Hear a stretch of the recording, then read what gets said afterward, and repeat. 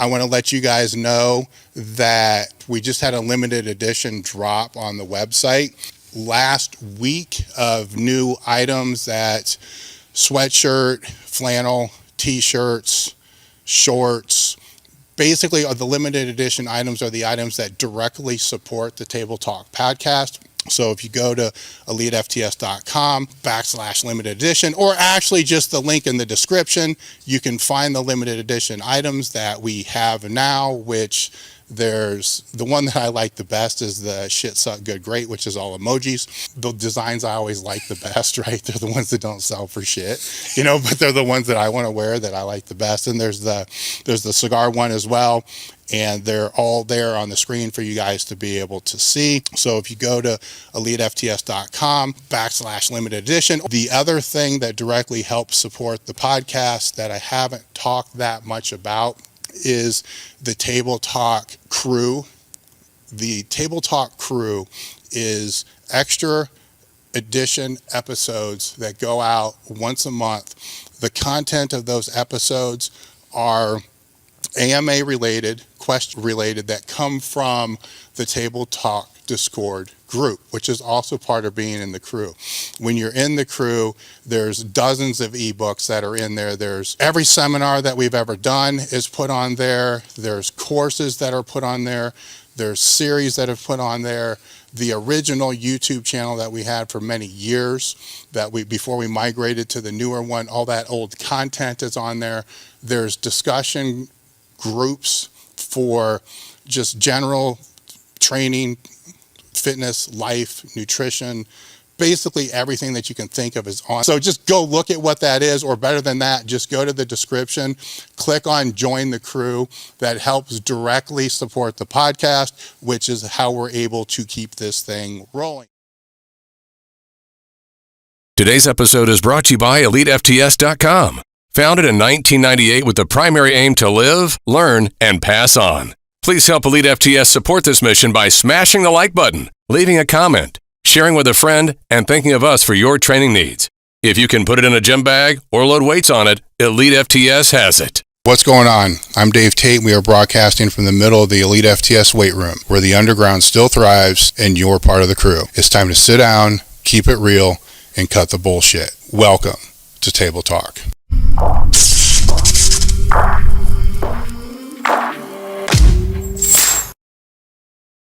What's up, guys? We're back with another edition of Table Talk. Today, my guest is Andrew Clayton.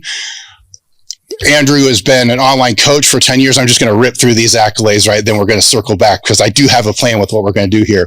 The founder of First Called Strength and Performance, Pro Strongman, and 2 different weight classes. Is that what it would be considered? Weight divisions, categories, yeah. Because it's like 105, then open. Correct. Right? So 217 and 2022 World's Strongest Man on the 105, competed in weightlifting, bodybuilding, ultramarathon, marathon, triathlons, and powerlifting elite, right? So as I was going through your timeline, because I put together a timeline of everybody, right?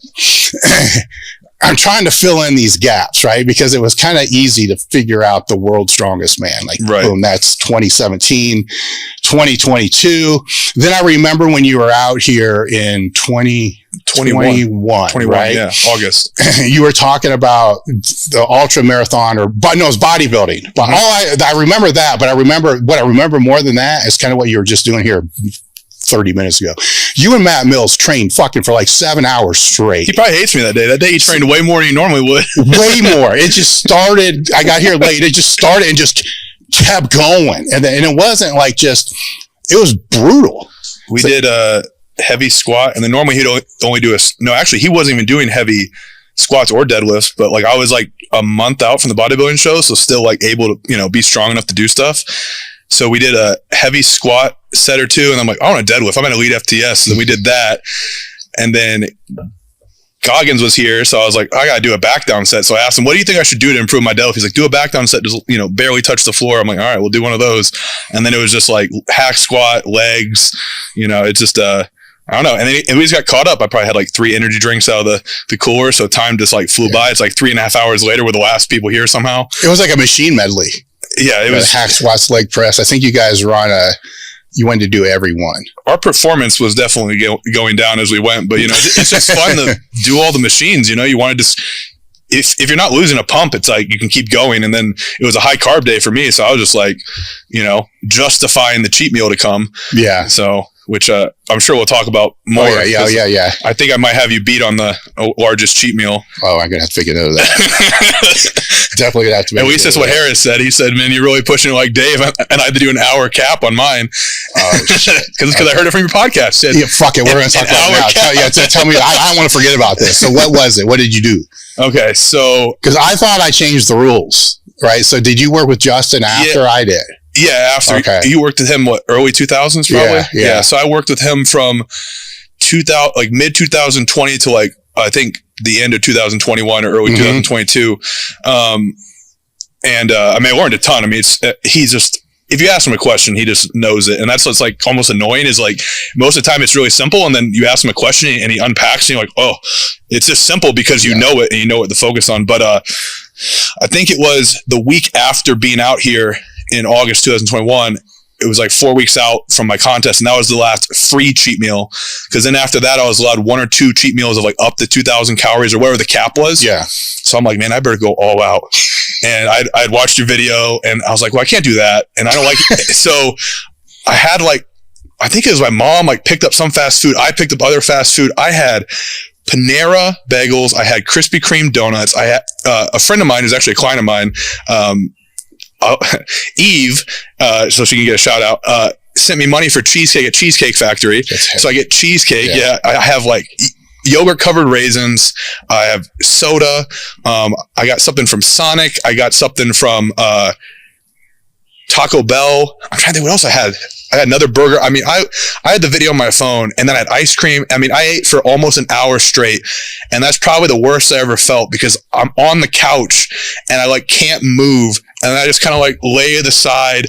I still can't really move. If I roll too much, I know I'm going to throw up or just crap myself. And it was just but it's one of those things you're almost trying to because the suffering's coming of the diet. You're just a little bit longer. I can eat this food. Right. And by the end, you don't even want to eat it. It's just cold or stale and nasty. Oh. Did you have the heartbeat in your stomach? Yeah, I mean, I probably didn't sleep at all. Somehow I trained. I know I trained the next day because I would train back the day after my cheat meal. And usually Taco Bell probably pulled it all out, right? I only ate one Supreme. Was it the Crunchwrap Supreme? I don't think it matters. All that. Oh, it doesn't matter. Pull it out. Oh, well, it's I think it's the ice cream. It's all the lactose. Yeah. I don't.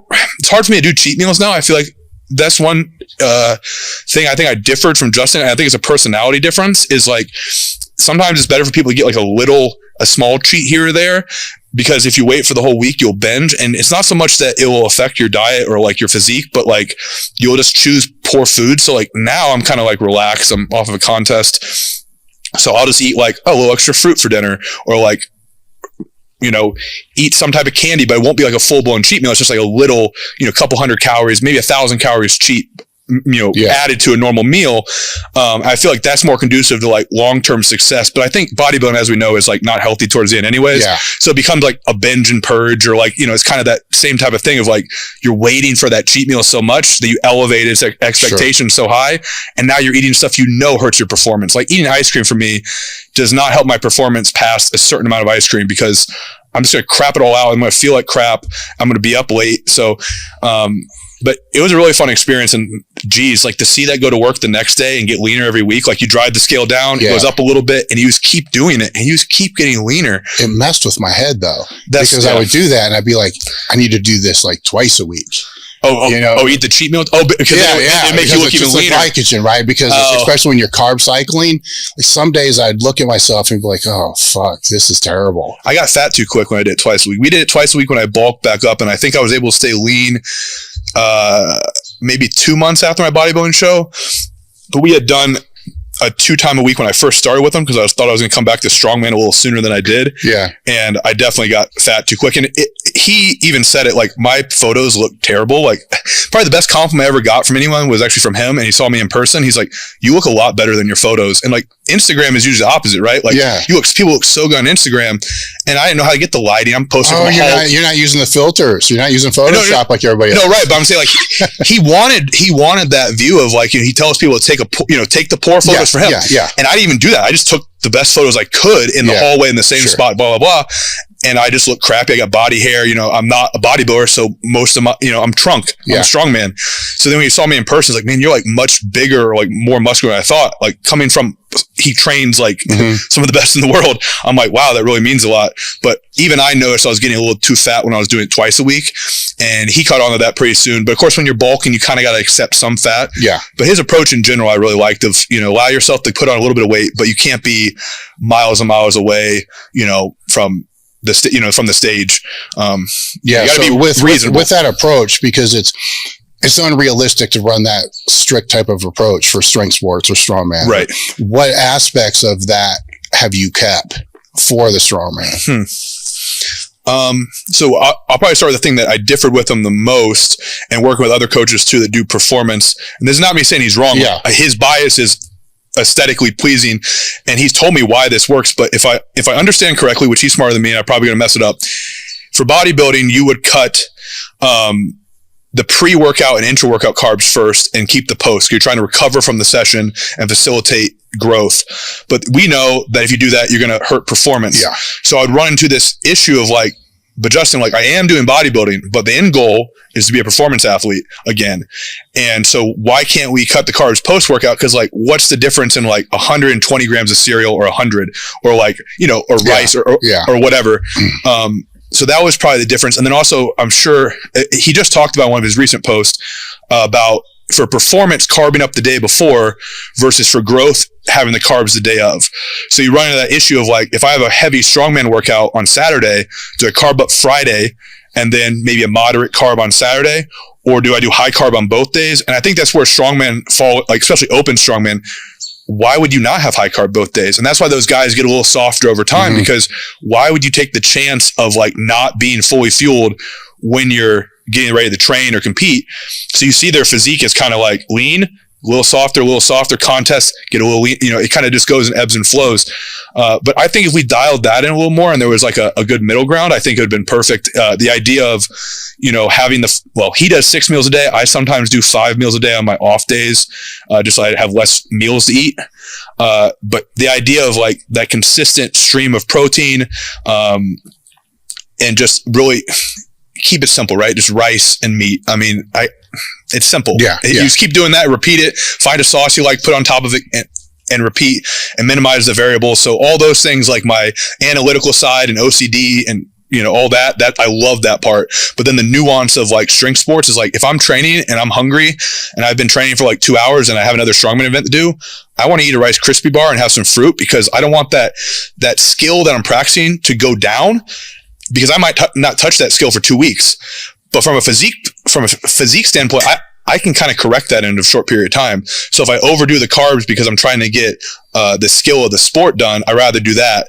But for bodybuilding, that'd be silly. It'd be like every time you want to push a harder set, you just add more carbs. You would never get, shredded. Yeah. So, I'm going to make an assumption that you're not going to work your way back up into the open again. Is that a fair assumption? I don't know. Or anytime soon. That's fair. Not anytime this year, most likely. I naturally probably hold my body weight a little better, a little heavier. I think that the best I've ever felt was probably about 275, 280. Yeah. The leanest I ever was obviously when I did bodybuilding. I was about 240 on stage. Walked around pretty comfortably, about like mid 250s. But yeah, I feel healthier, 265, 275, 280. I don't get hurt as much. I'm soft enough where, I can take the impact of strongman and, hard training, but lean enough to where I'm not preppy to like put on a lot more fat. When you're fatter, you get fatter easier. You know how it works. Well, the reason I'm asking is to stay on the nutrition topic. If you were going to push over 300 pounds again, then you're going to obviously be worried more about a calorie surplus.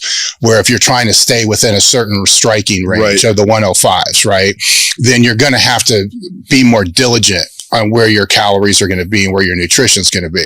Where anybody that's competing in, powerlifting in a weight class or strongman in a 105s or different divisions, you can only let yourself go so far above Right. where that is. So there's got to be some kind of, I don't want to say restriction, that's kind of a bad word, control over where that is. So how do you operate within that controlled range? Because the nutrition's a different answer. If you're trying to get up to 350 pounds, you're still going to be clean, then you're going to throw a bunch of shit on top of it. Right. You need to be eat enough food.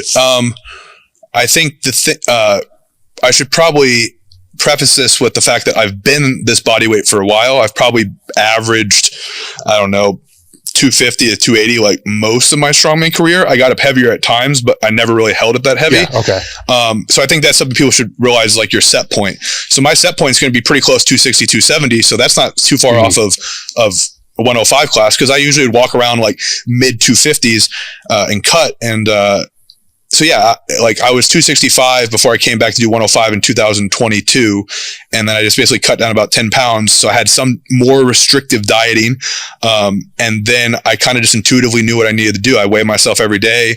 I do, when I see the trends, when you've done something long enough, like I haven't done it as long as Harris has, as far as, being able to look at a photo of something like, oh yeah, he needs to pull this, but like I do have intuition on my own body. And so like, I just like, okay, this is a rest day and you've been really bloated the last 3 days. Let's like not have carbs and breakfast and pull that out. And because I've interchanged so many things on his program and other nutritionists I've worked with, I just kind of know like what to move in and out. And then maybe the last like couple weeks after the last hard workout, I can kind of start reining in the carbs or carb cycling or doing something. So I guess in some ways I'm saying I'm being lazy, but I just monitor the scale and I kind of know how to like get a reaction from the scale from some manipulation. So is it scale or is it also visual? A little bit visual too. Yeah. And we know everything peaks for the contest, right? Everything is peaking for the contest. Everything's in your favor. But the restriction, I probably do more on the rest days, and it's not terrible. I don't feel like I hurt too much to maintain 255, but I definitely feel better and I get bigger and I can respond to more volume of training if I can eat a little bit more and be 265, 275. So I do have to hold myself back in that regard, because my appetite, eating 4,000 calories a day is nothing. Getting up to 6 or 7, a little harder, but like I naturally have a really good appetite, and no supplement or anything has really ever affected my appetite. I think that's a big win for me as a strongman, because there are guys that like, this sounds mean, but some of the guys in 105 are just not able to eat enough. Like they got the body type and they maybe even have, the skill, but they just don't eat enough and they'll never be an open. But like I could eat enough. So that's one of the reasons why I probably could push into the higher weight class, because, I got to weigh 300 pounds to be good. Okay, no problem. Let's eat.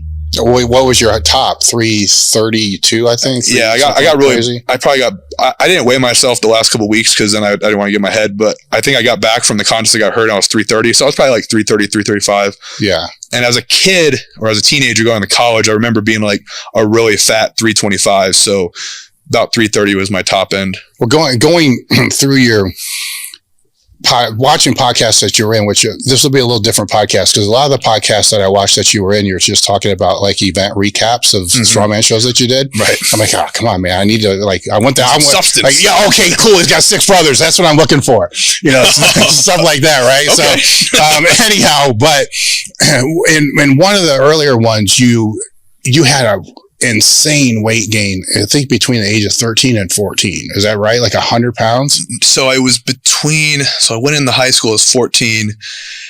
I think it was between 15 and 16, I gained 100 pounds. And then from like 15 to like 16 and a half, so a year and a half, I gained 150. I basically doubled my body weight in like 18, 20 months or something. Now, was there a height increase with that? Yeah, I was kind of a late bloomer. So like freshman year, I grew more. So maybe growing like 2 inches. Okay. Maybe. It definitely was fat. But when you go on, the information on forums was mainly bodybuilding. Yeah. And it was like, what did you put on there? You put like measurements, your body weight, and your body fat. And I couldn't do my body fat because I didn't have one of those scales. So I'm like, screw it. I'll get the other measurements up. So, I saw body weight as like manhood, all the tests in strongman, you lift a stone, you're more of a man. The body weight, the higher the body weight got, it almost seemed like the more credit the person had on a forum. You're 300 pounds at 12% body fat. Well, I didn't know 12% was hard to be at 300 pounds. I thought, okay, well, I can't be that fat. But looking back, I obviously was, and it definitely stimulated my appetite. It gave me that habit of like, we got to eat every 2.5, 3 hours, which some strongmen don't have because they eat junk food and they eat 3 meals a day. And there's just really high calorie, junk. So I've always been a little more biased towards, dare I say, a bodybuilding type lifestyle of like, oh no, it's been 2.5 hours. Where's my food? Where some other athletes are a little more chill. And I think long term, that's not the way to go, because every meal is another opportunity to get better. So if you're averaging, 6 meals a day, 42 meals a week, and the other guy's averaging like, 32 or 22, the guy with the 42 is going to win eventually in the nutrition department. He just got to figure out the right food and, stuff like that. So even though I got fat, it definitely hurt me. It drove my appetite, and I credit to a lot of success. What was the peak weight then? I think that was a 325 when I was 19. 19. Or 18, 19. Before you started training at 14, were there any sports that you were involved in before that? Yeah. So my parents didn't have a lot of money for all of us kids. So we played at the YMCA, which I think is amazing because I didn't get to specialize. So I never played baseball, which would have been like the sport everybody wants to go in and play, all however many seasons a year there are. But I swam, I played football, played soccer.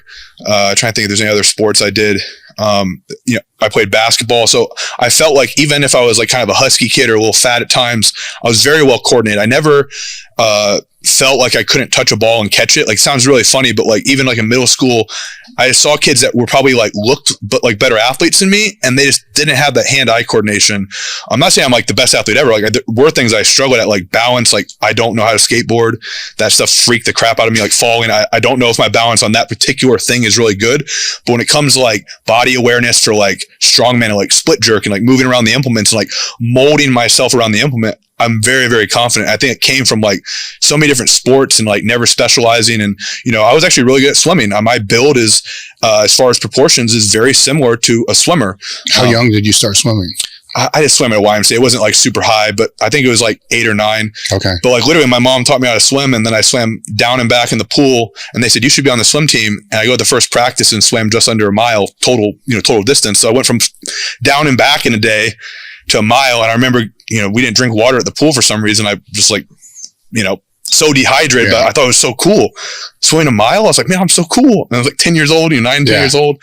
So I really enjoyed all the different challenges. And I think when I have kids, I'm not going to let them specialize too soon, because I want them to develop a wide range of abilities and skills and not get overuse injuries. I mean, I've had, other than the major injury we'll probably talk about, I've had almost no injuries, and all my brothers are kind of the same way. And I think a lot of it's credit to rotating sports, eating enough food as a kid, even if it was junk food. Like none of us were like malnourished, and just being active. I mean, when you're jumping off stuff and having a trampoline and fighting each other, like you get a little, Sure, a little toughened up. That's what I'm trying to figure out is in early developmental ages, what were you doing endurance wise and stability wise, when the visual acuity wise, when all those endurance skills, was crap. That's for sure. Yeah. Well, I mean, swimming a mile, but before that, swimming might have been good, but running itself was terrible. I didn't run over a mile until I think I was like 20 something years old. So when did the weight training start, or the strength training?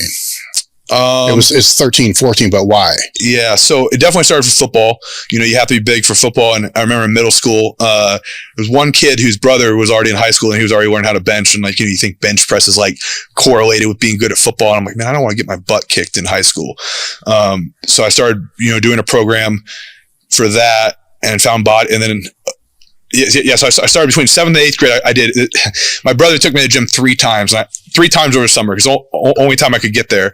And I thought those 3 workouts improved me so much. You think that stimulus is enough. And maybe the mindset shift was, maybe I thought it was so cool. But then from 8th grade to 9th grade, I was super focused, got the ebooks, did a bodybuilding, bench focused workouts. And I just started eating more, and I gained a bunch of muscle. And then I started realizing that like, I actually got pretty good. That kid I had tried to beat on bench press, we did a drill in practice, and I ran him over 3 out of 4 times. And the coach said, was very much not someone that praised. He's very quiet. Mm-hmm. Probably the only quiet football coach, and I didn't play football very long, but the only quiet coach probably in general I ever had. He literally never said anything until he had praise. So he said, hey, good job. And I was like, and I told the guys in the car I rode home with, and they're like, what? Yeah. He said, good job to you? I'm like, yeah, he just said like, good job. I beat the guy 3 out of 4 times. Like, dude, you don't even know what that means. So that was really rewarding. And I think that also is like my personality is like, don't yell at me. Like, I'm trying my hardest. I don't need you to yell at me because I already know I'm trying my hardest. My expectation is higher than you as a coach. So that type of style really stuck with me. But I didn't play football much longer because no one was really dedicated. And I was at a school that was like a very intellectually gifted school. A lot of I ended up switching high schools, but a lot of the kids I originally went to high school with are like, you know, MIT grads, doctors. They're doing crazy smart people things, and I'm just a meathead. But it was really hard to fit in there. But I stopped football because I showed up the next year, and just people weren't willing to like work.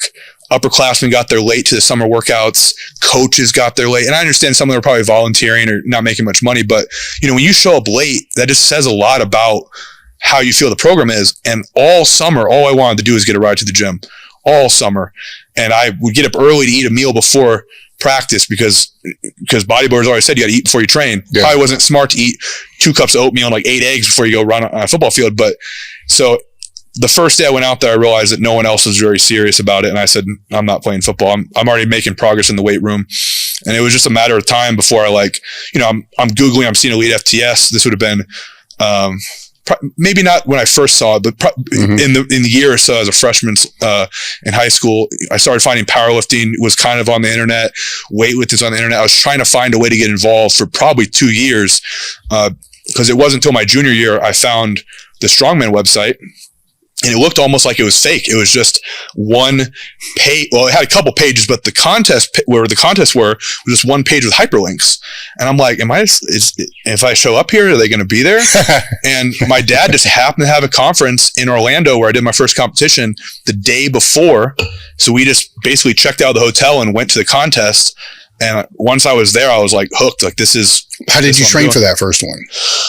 So I'd already built a lot of homemade equipment. So Home Depot and Lowe's, and made farmers handles. And I found this piece of wood. There's I don't know how to say this correctly, but when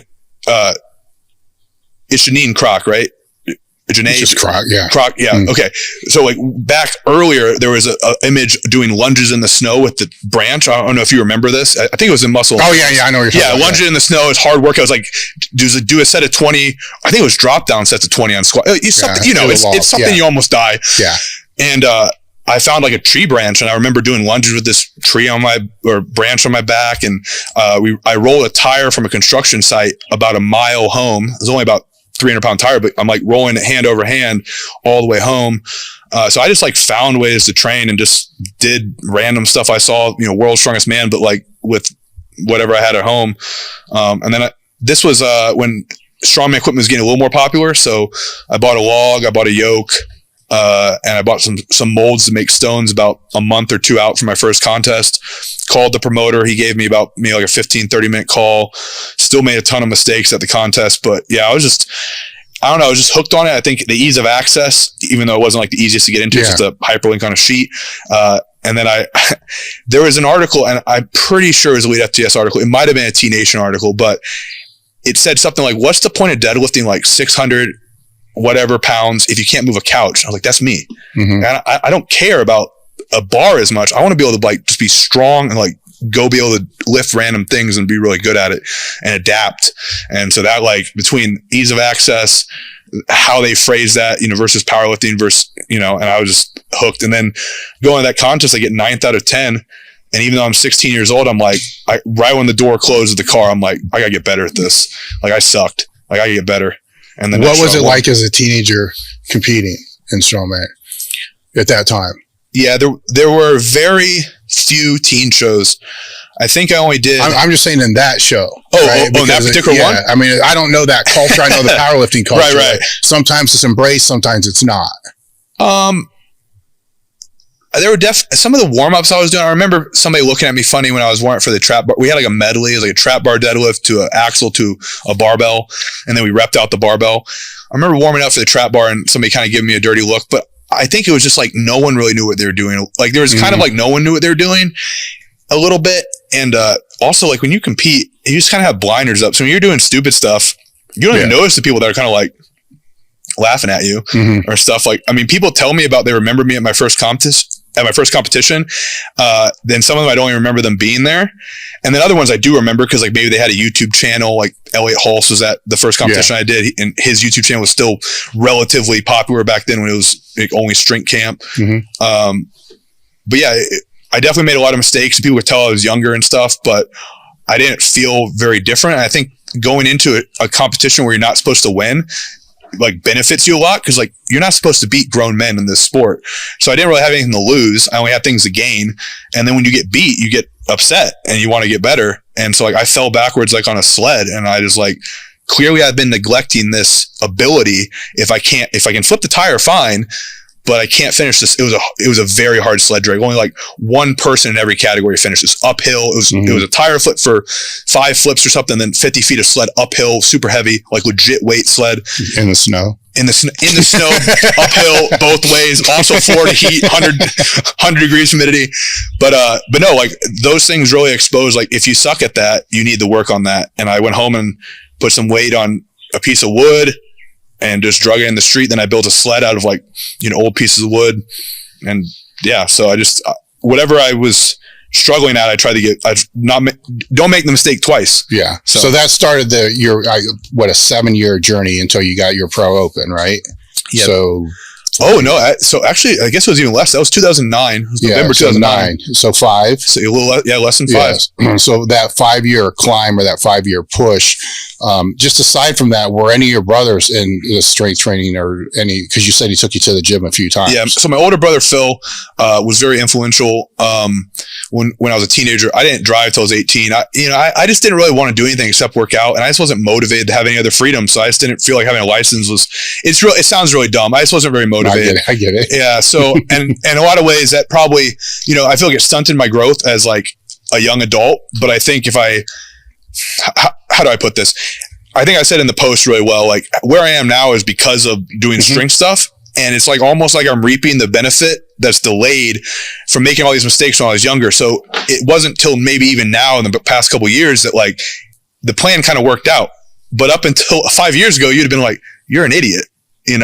So I've finally made it almost look like it worked, but so I didn't have a license. He took me to the gym every Tuesday, and that was the day we'd pull out like the Muscle Tech supplements and take the pre-workout. We'd be amped out of our freaking mind, squat, deadlift, 20 rep squats was something we did for a long time. It was just like, see who could die first.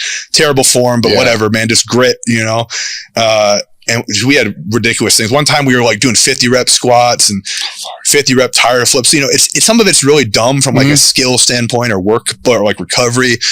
But, well, my question for that would be, I did a lot of stupid shit like that too, but I didn't know any better, but I still would have, I might have still done it anyhow. Yeah. Did you know better when you were doing it, or did you just not know any better? It's like, this is hard. This is what we want to do. Because nowadays it's easy for people to know that's probably stupid to do. Well, like a good example would be on the squats. I didn't know I butt winked a lot and didn't know how to brace. That wasn't, you remember, like I've heard you talk about West Side and how arching was a big, like how arching is different and, gear versus raw. And you have all these conflicting things because even in 2009, 2010, I was still getting influence from geared lifters. Yeah. It was still prevalent enough to like think that you had the arch and, so, but then I was watching weightlifting a lot. I really respected weightlifting. So they squat ATG. So I'm like trying to find this form. It's just butt wink, relax at the bottom, and didn't have my lats tight. And I thought, because I have like the anatomy of strength training, like it's like mainly illustrations, really good, like anatomical book I got from my dad, but it shows deadlift works the whole back. I'm like, I don't need to do any other back stuff. I didn't know the upper back was like the core of strength sports.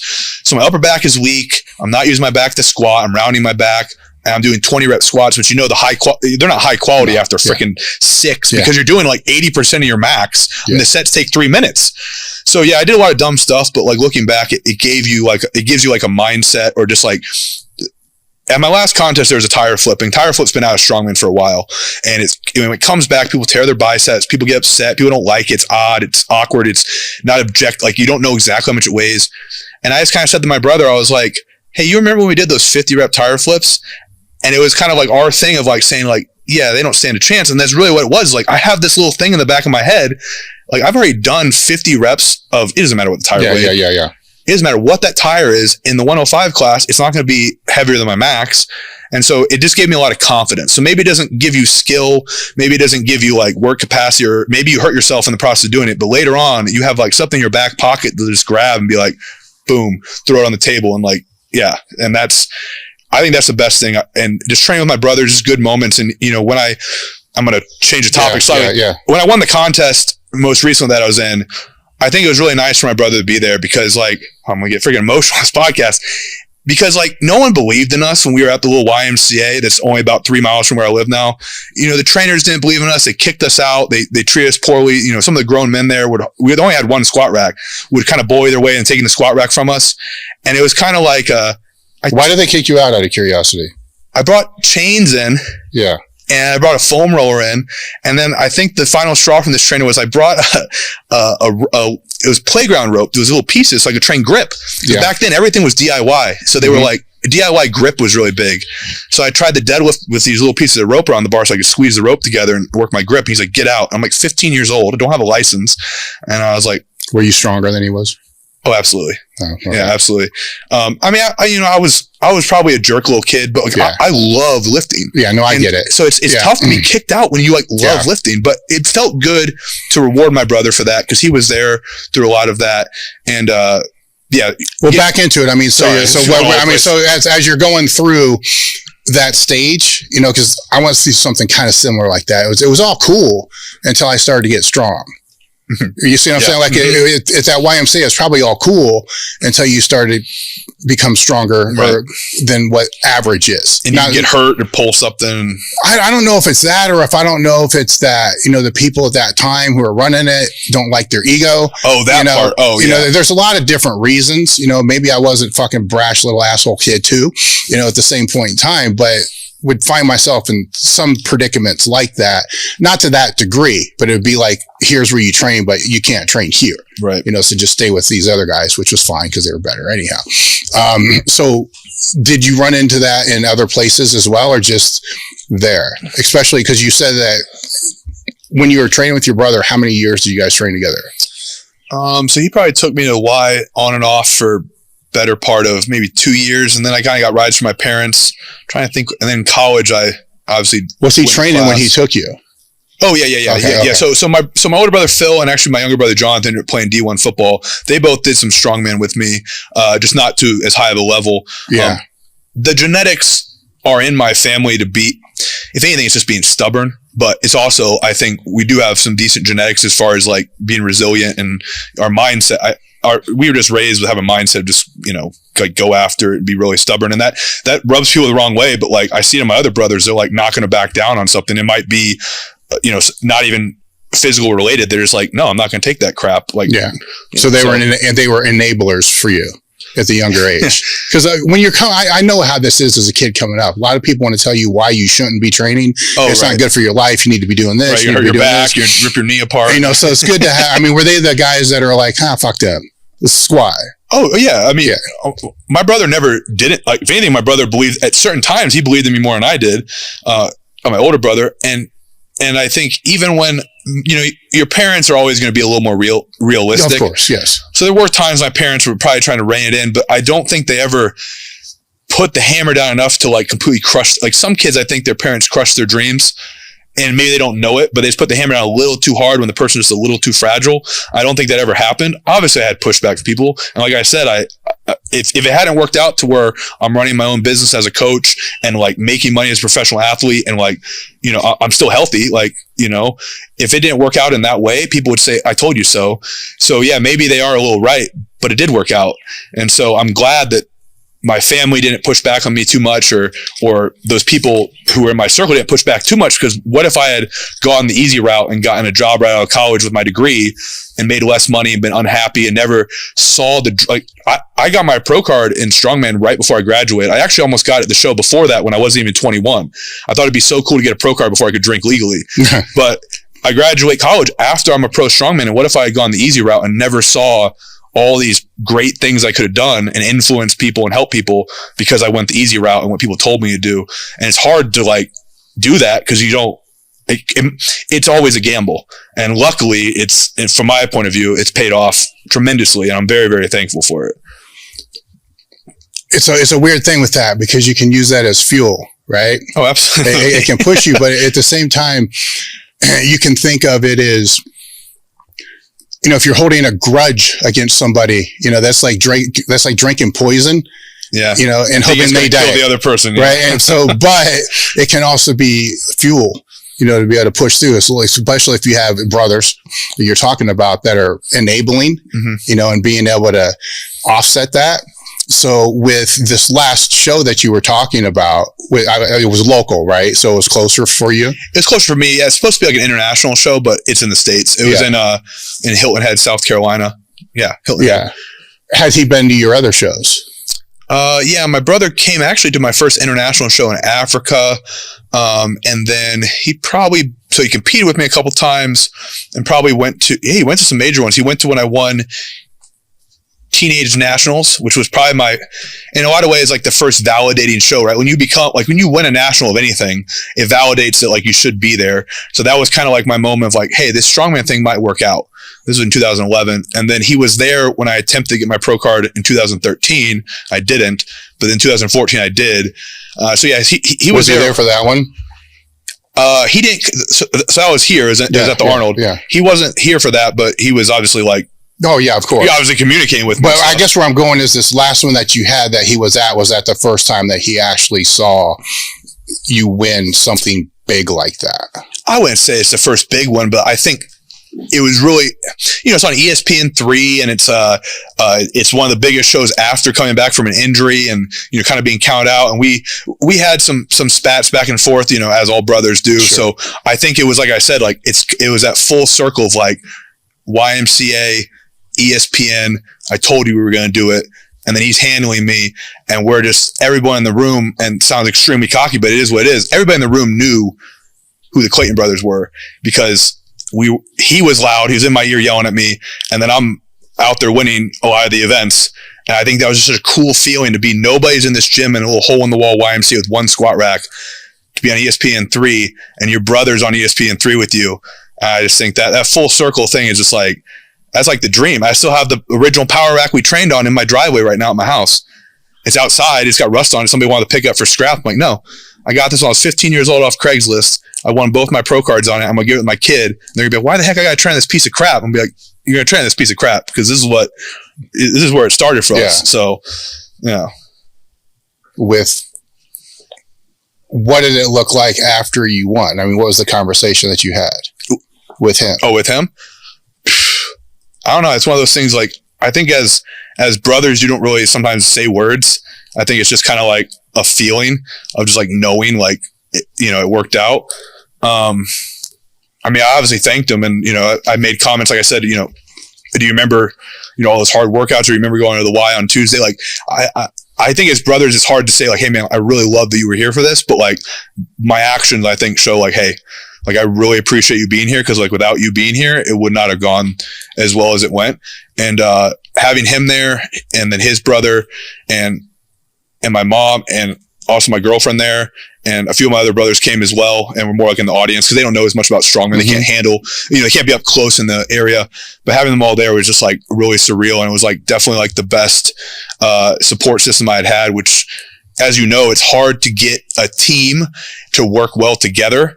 And I think we got it buttoned down like pretty freaking tight. And I don't think anything was going to stop us because I have my ability, but then I have all their help.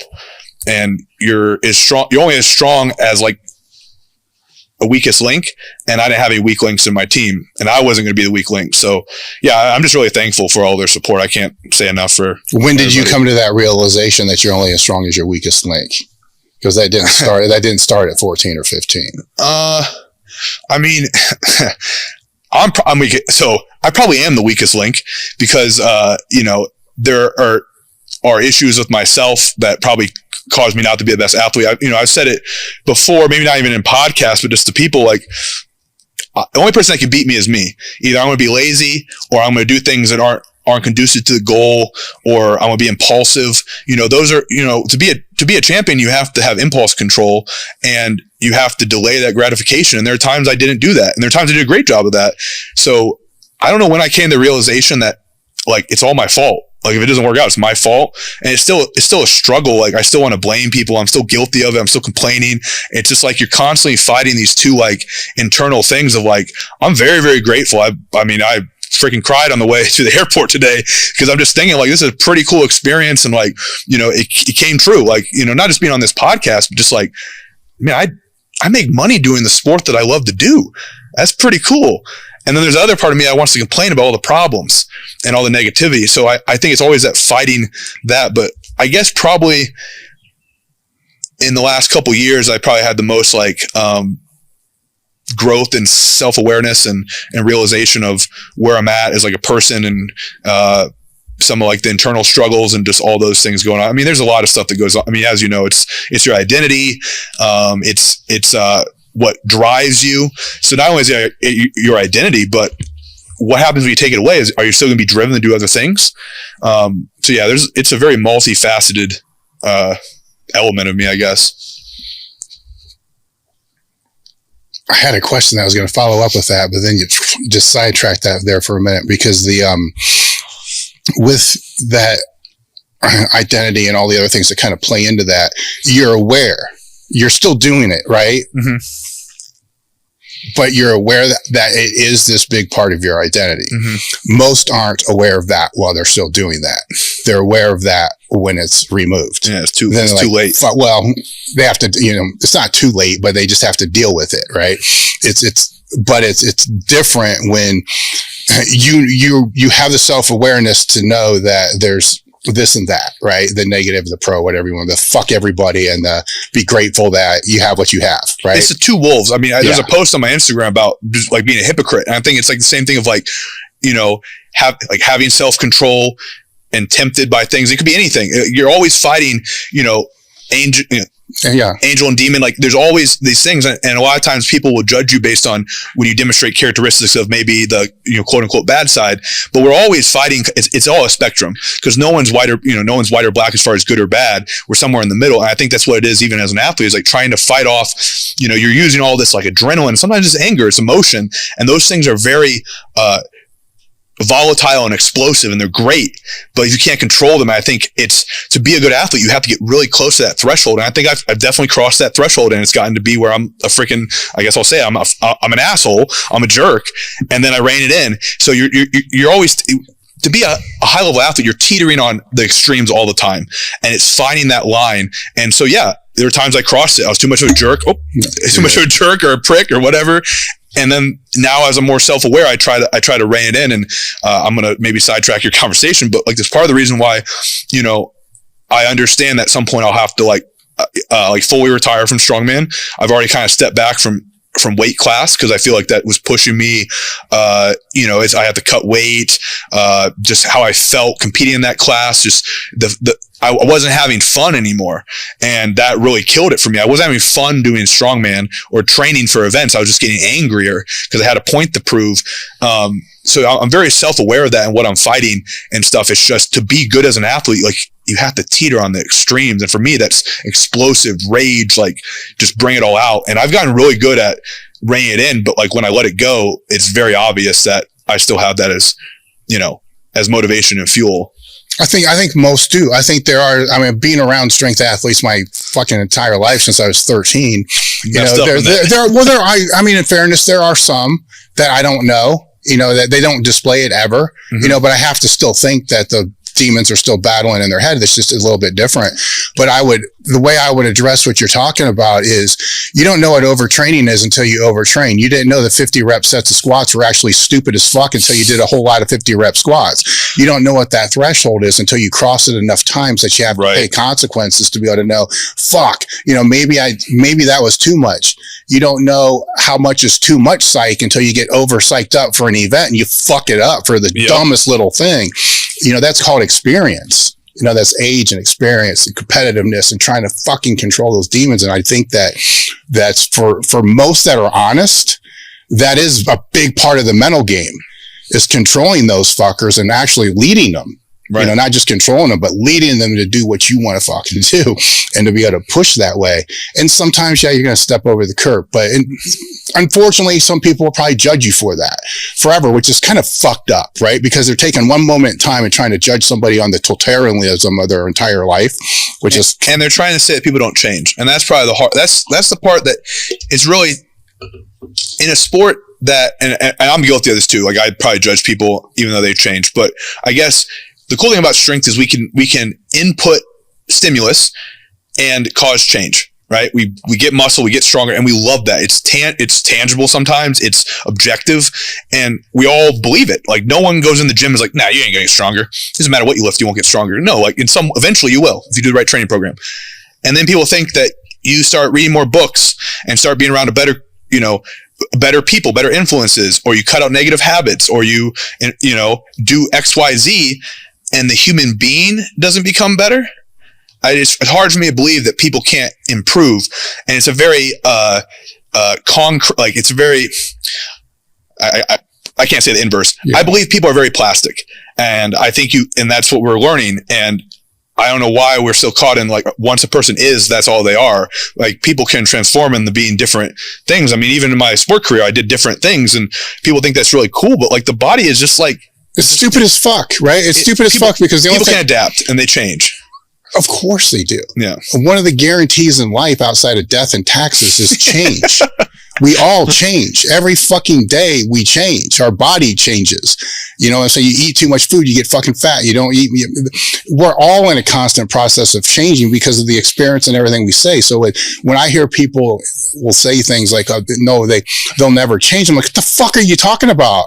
Tomorrow they're going to be a day older. Right. That changed. You know, at the very basic cellular level, there's change. Now I get what they're saying, right? But experience changes things. Trauma changes things. You know, a lot of people, it's stupid, right? The people that stay in that dogma, right? I worry more about those people that say, yes, that person never changes, or that person never changes, because one thing that I'm being displayed right with that whole situation is you're the one that's judging everybody else. So I'm more concerned about you than the person that's actually getting shit done. But imagine being around someone that never changed. Like, imagine having a friend, and not saying they're doing anything negative, but they're just doing like, they're just exactly how they are all the time. Like, they never had growth anywhere. They work the same job forever. Then, you know, they're in the gym, but they're never getting bigger, never getting stronger. I mean, yeah, they're going to age, right? Yeah. We already agreed on that.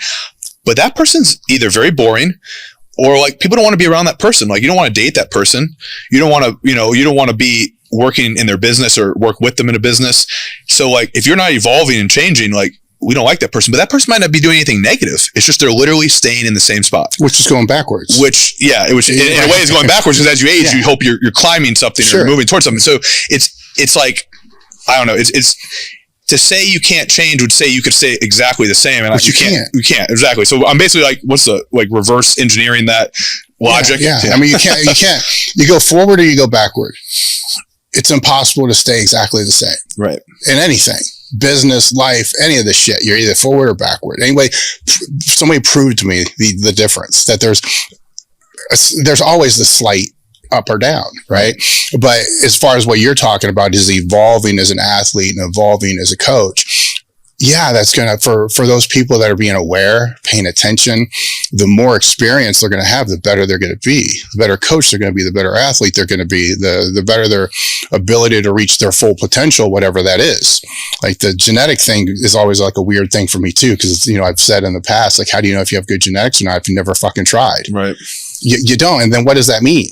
Like, physical genetics, mental genetics, the ability to, absorb drugs better than somebody else. I liked your analogy. Like, probably 5-10 years ago, you talked about the kid that doesn't have good genetics in middle school, high school, is put to the side. He has to do more drills and practice, and he develops that skill. And the guy that gets to play in middle school or high school, he's playing. Yeah. And then what happens when he goes to college? Well, that guy that got all the praise in high school, everyone's like him in college because they're all good. And he doesn't get that immediate gratification anymore. And the guy that's been doing the extra drills and eating the extra meals and on the weekends doesn't party, now he's like, oh, it's almost an even playing field. And then one day it is an even playing field, and he steps up and he gets put in. So that's kind of like, I remember hearing that and thinking like, maybe I wasn't put in more drills, but I thought that was kind of like me, is that I was never the first person people picked. And I'm like, inside, I'm like, oh my God, coach, I'm going to work so hard. You know, like I just want to put the jersey on, and they'll pick someone else that can, you know, hop over a house or, you know, a great sprinter and do all this crazy stuff. But like, you can't judge that mental aspect. And I think when I start coaching athletes, I actually don't work with them anymore. There's an athlete, and he wanted to do like a 400-pound axle clean and press. And that's kind of like one of the things I'm good at. And he told me, and I don't even know what the comment was. Like, I tried really hard not to do things that coaches did to me that were negative. And I don't know how I said it, or if it was just very frank, but he's like, yeah, I know I'm kind of like fat or soft, but like, I'm a really good athlete. And I thought it was really funny because I didn't insult him, but I like believed him. I said, I like that, because like, he did look a little soft, and you wouldn't pick him first out of the lineup. But man, when I watched his training videos and being explosive and adapting to, you know, strongman is adaptive sport. When I watch his training videos and I can read between the lines, I can see the hunger. I'm like, I'm picking him first. And I love that. I love seeing someone that doesn't look the part, and then you just hear their mindset, and then you kind of test them on their mindset, and they don't back down. And you're like, okay, this guy needs 5 years, and he beats whoever you pick over here for sure.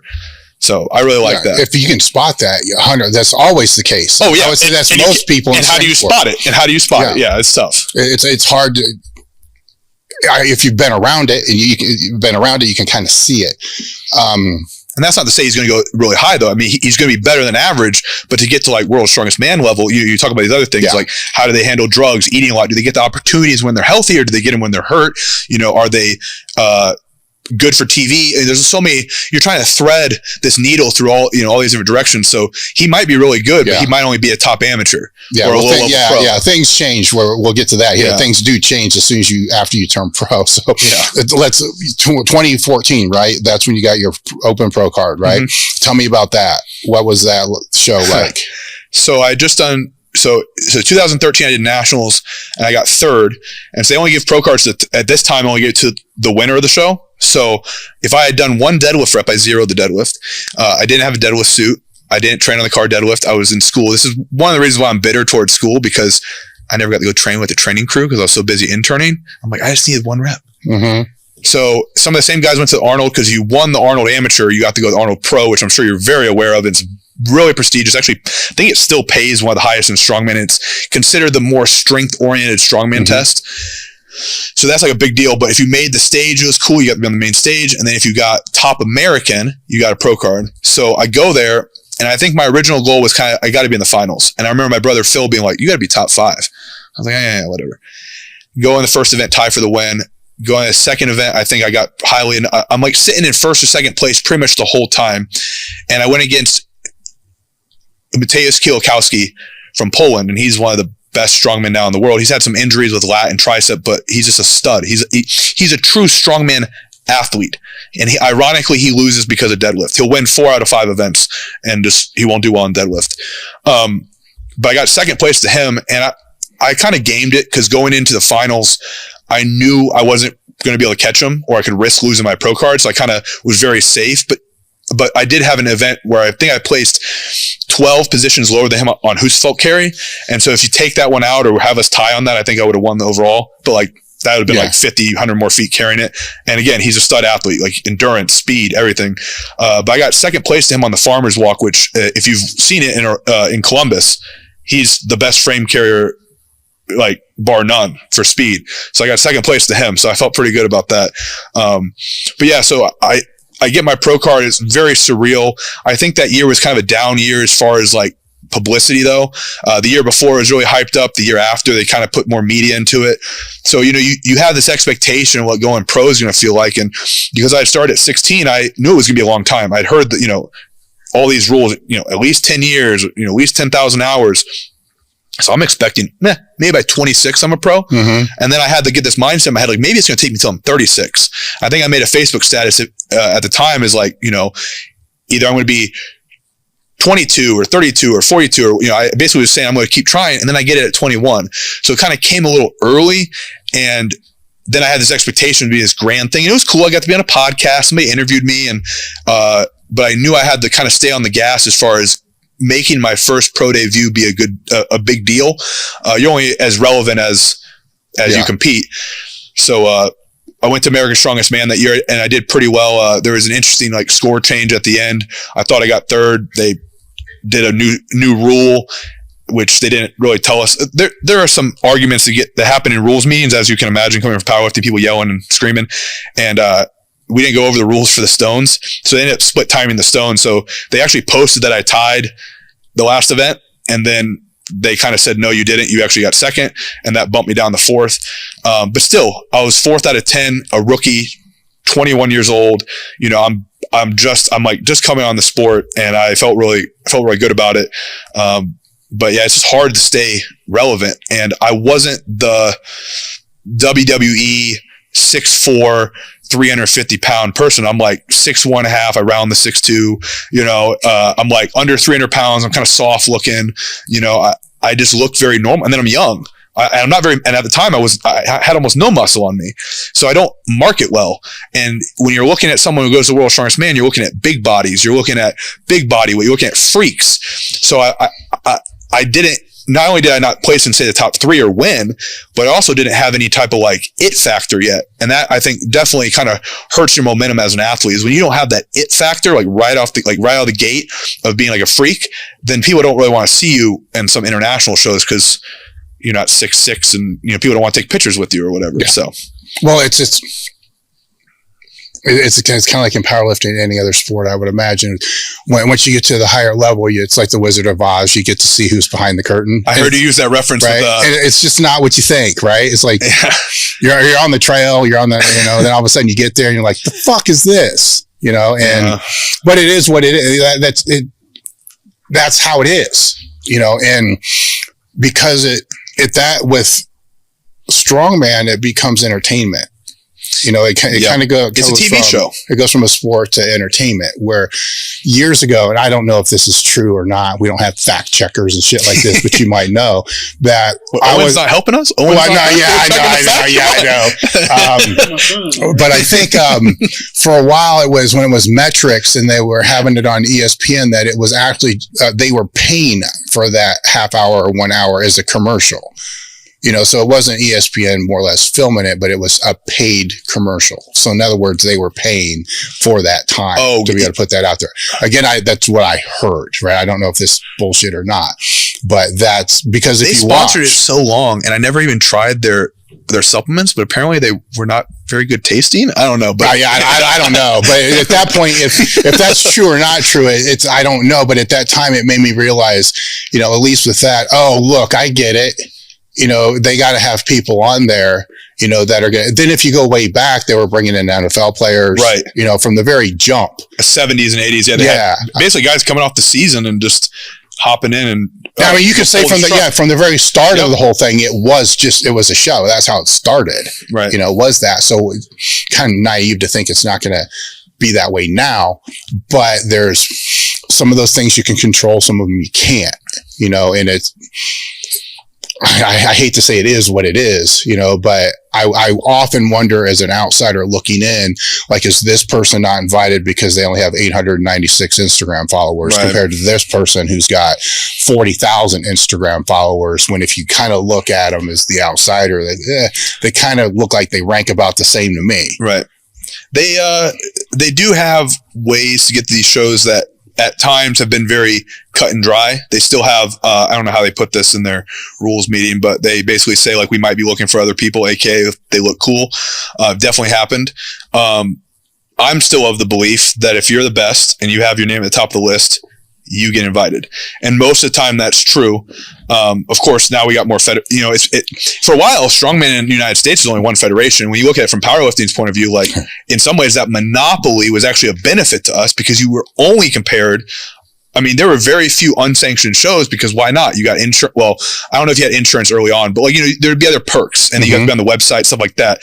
Now people do multiple federations, and then unsanctioned is really popular because some of these people just want to try it. They don't want to go to nationals. So it's almost becoming, it's experiencing some of the same problems that maybe powerlifting was experiencing. I know powerlifting's gone through way more evolutions. You know, had gear multiply, and then raw, and then, you know, you got this issue with mono and sleeves and different federations, and then open powerlifting opens the gates, like actually tracking it. It never stops, right? Yeah. And Strongman's kind of going to get to that. Yeah. and it becomes, yes, about the money, and participation drives money. But I'm sure I just lost my train of thought. Yeah. Do I have enough caffeine? What was the original question? We're talking about how you went from one federation into probably how many federations are there now? Oh yeah. So, usually the federation, if you're at the top, you're able to get invites to high level shows. But right now in the United States, there's primarily 2 like amateur federations. I guess you could say there's kind of like a third. But I think of like 2 as far as like local shows, and then you have unsanctioned. So let's say there's like 4 different ways kind of to do strongman as a whole. Yeah. 3 of them kind of allow you to go to bigger shows. And those bigger shows being sometimes international or World's Strongest Man. And then I guess anyone could technically pay, right? Anyone could put prize money up. So that's kind of become a thing.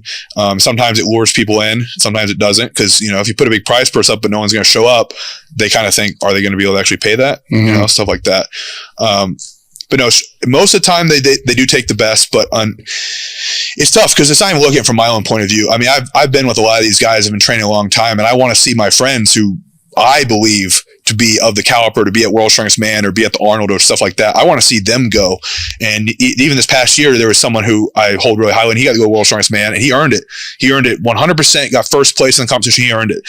And I love it. And there are guys that maybe they can't win those qualifier shows because qualifiers are sometimes a little lighter. So it's very hard to figure out, like, I was very good, and I think I am still very good at a moderately weighted strongman contest, high level amateur, low level pro, because I'm speed and endurance. But you go in the maximal, like you go max deadlift, I'm losing points. I might not even get a lift. So I didn't do well on the Arnold circuit because I couldn't exploit my gifts. But I did really well. If you just bring the weights down like 5% where I can actually move them, I'm going to beat you on speed. And some people would say that's not real strongman. And it depends, like, World's Strongest Man is a little bit different than the Arnold. There's more moving in World's Strongest Man. But yeah, it's really tough because some guys that would be great at World's Strongest Man can't qualify for it because they're not good at the qualifier. And then some people would be great at the Arnold, but the qualifier is too light. So they're really good at static, but the qualifier is too light for them, and now there's just too many people. There's too many freaks out there, and there's too many Americans. And when you're trying to have a world show, you got to include other countries. So I'm really hoping, like, even if I don't ever make it, I just hope there's probably a list of like 5 to 10 guys that I've competed with in open that I'm like, man, please let them get to World's Strongest Man. And I hope they say that they're not worth being there, because at least half the list, if not more, are going to be like, oh, really? And they're going to just drop everything they're doing and prioritize World's Strongest Man. And that's what I was willing to do, is drop everything. It's just, it sounds really bad. I mean, I got the opportunity. I got to go to Giants Live to try to qualify, but if someone said, hey, Andrew, in 1 year, you're going to do World's Strongest Man and we can pay you some small amount of money just, so I can eat, then I would drop everything and do it, because I would respect that opportunity to that degree. It's just, unfortunately, that opportunity isn't given to everyone. Not everybody can be a sponsored athlete or be part of the, part of the company or whatever. So I think with strength sports, I've learned over 40 years, where the fuck it is, there's 2 ways to look at it, where there's one way to look at it, act like there are 2 in that one big sport with all the federations, just combine all the stuff. You got the top 1-2%, right? And then you have everybody else. So that top 1 or 2% that are going to compete at the highest levels, that could potentially make money from it, and all the other kind of stuff. That probably makes up 1 or 2% of everybody that competes in strongman or powerlifting or bodybuilding or whatever it is. So they live in it's a bubble. They're in a little bit different bubble, right? So the issues, the drama, all the stuff that they have in that bubble is in that bubble, right? That's getting behind the curtain, right? So that's in the actually house of the Wizard of Oz or wherever the fuck it is, right? Now you have everybody else that's still on the trail, right? The road to the Oz, right? They haven't figured it out yet. They're just, well, it's not that they haven't figured it out yet. I think that their perception and what they see and how all this is all organized and set up is different for them, right? Where when I look at these things and I can hear these issues, I'm like, okay, where does this issue fall? Does this fall on the trail or does this fall in the house? Interesting. Right? Because I'm being retired and been through all this. I'm more worried about the trail, because the trail changed your life. Yes. Right. So I'm more worried about that 13, 14, 15, so 16. we're caught up in all the negativity behind the curtain, unfortunately, when it's still changing people's lives on the trail.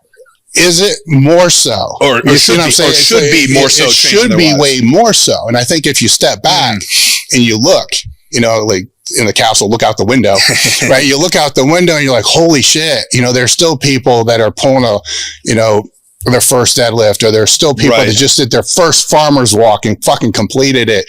Or there's the person that just went through chemo, beat cancer, then wanted to do a strongman show just to validate the fuck that they're back. That all is still happening.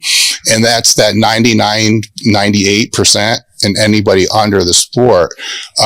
So I separate and like, here's that, right? Where this is always going to have its bullshit.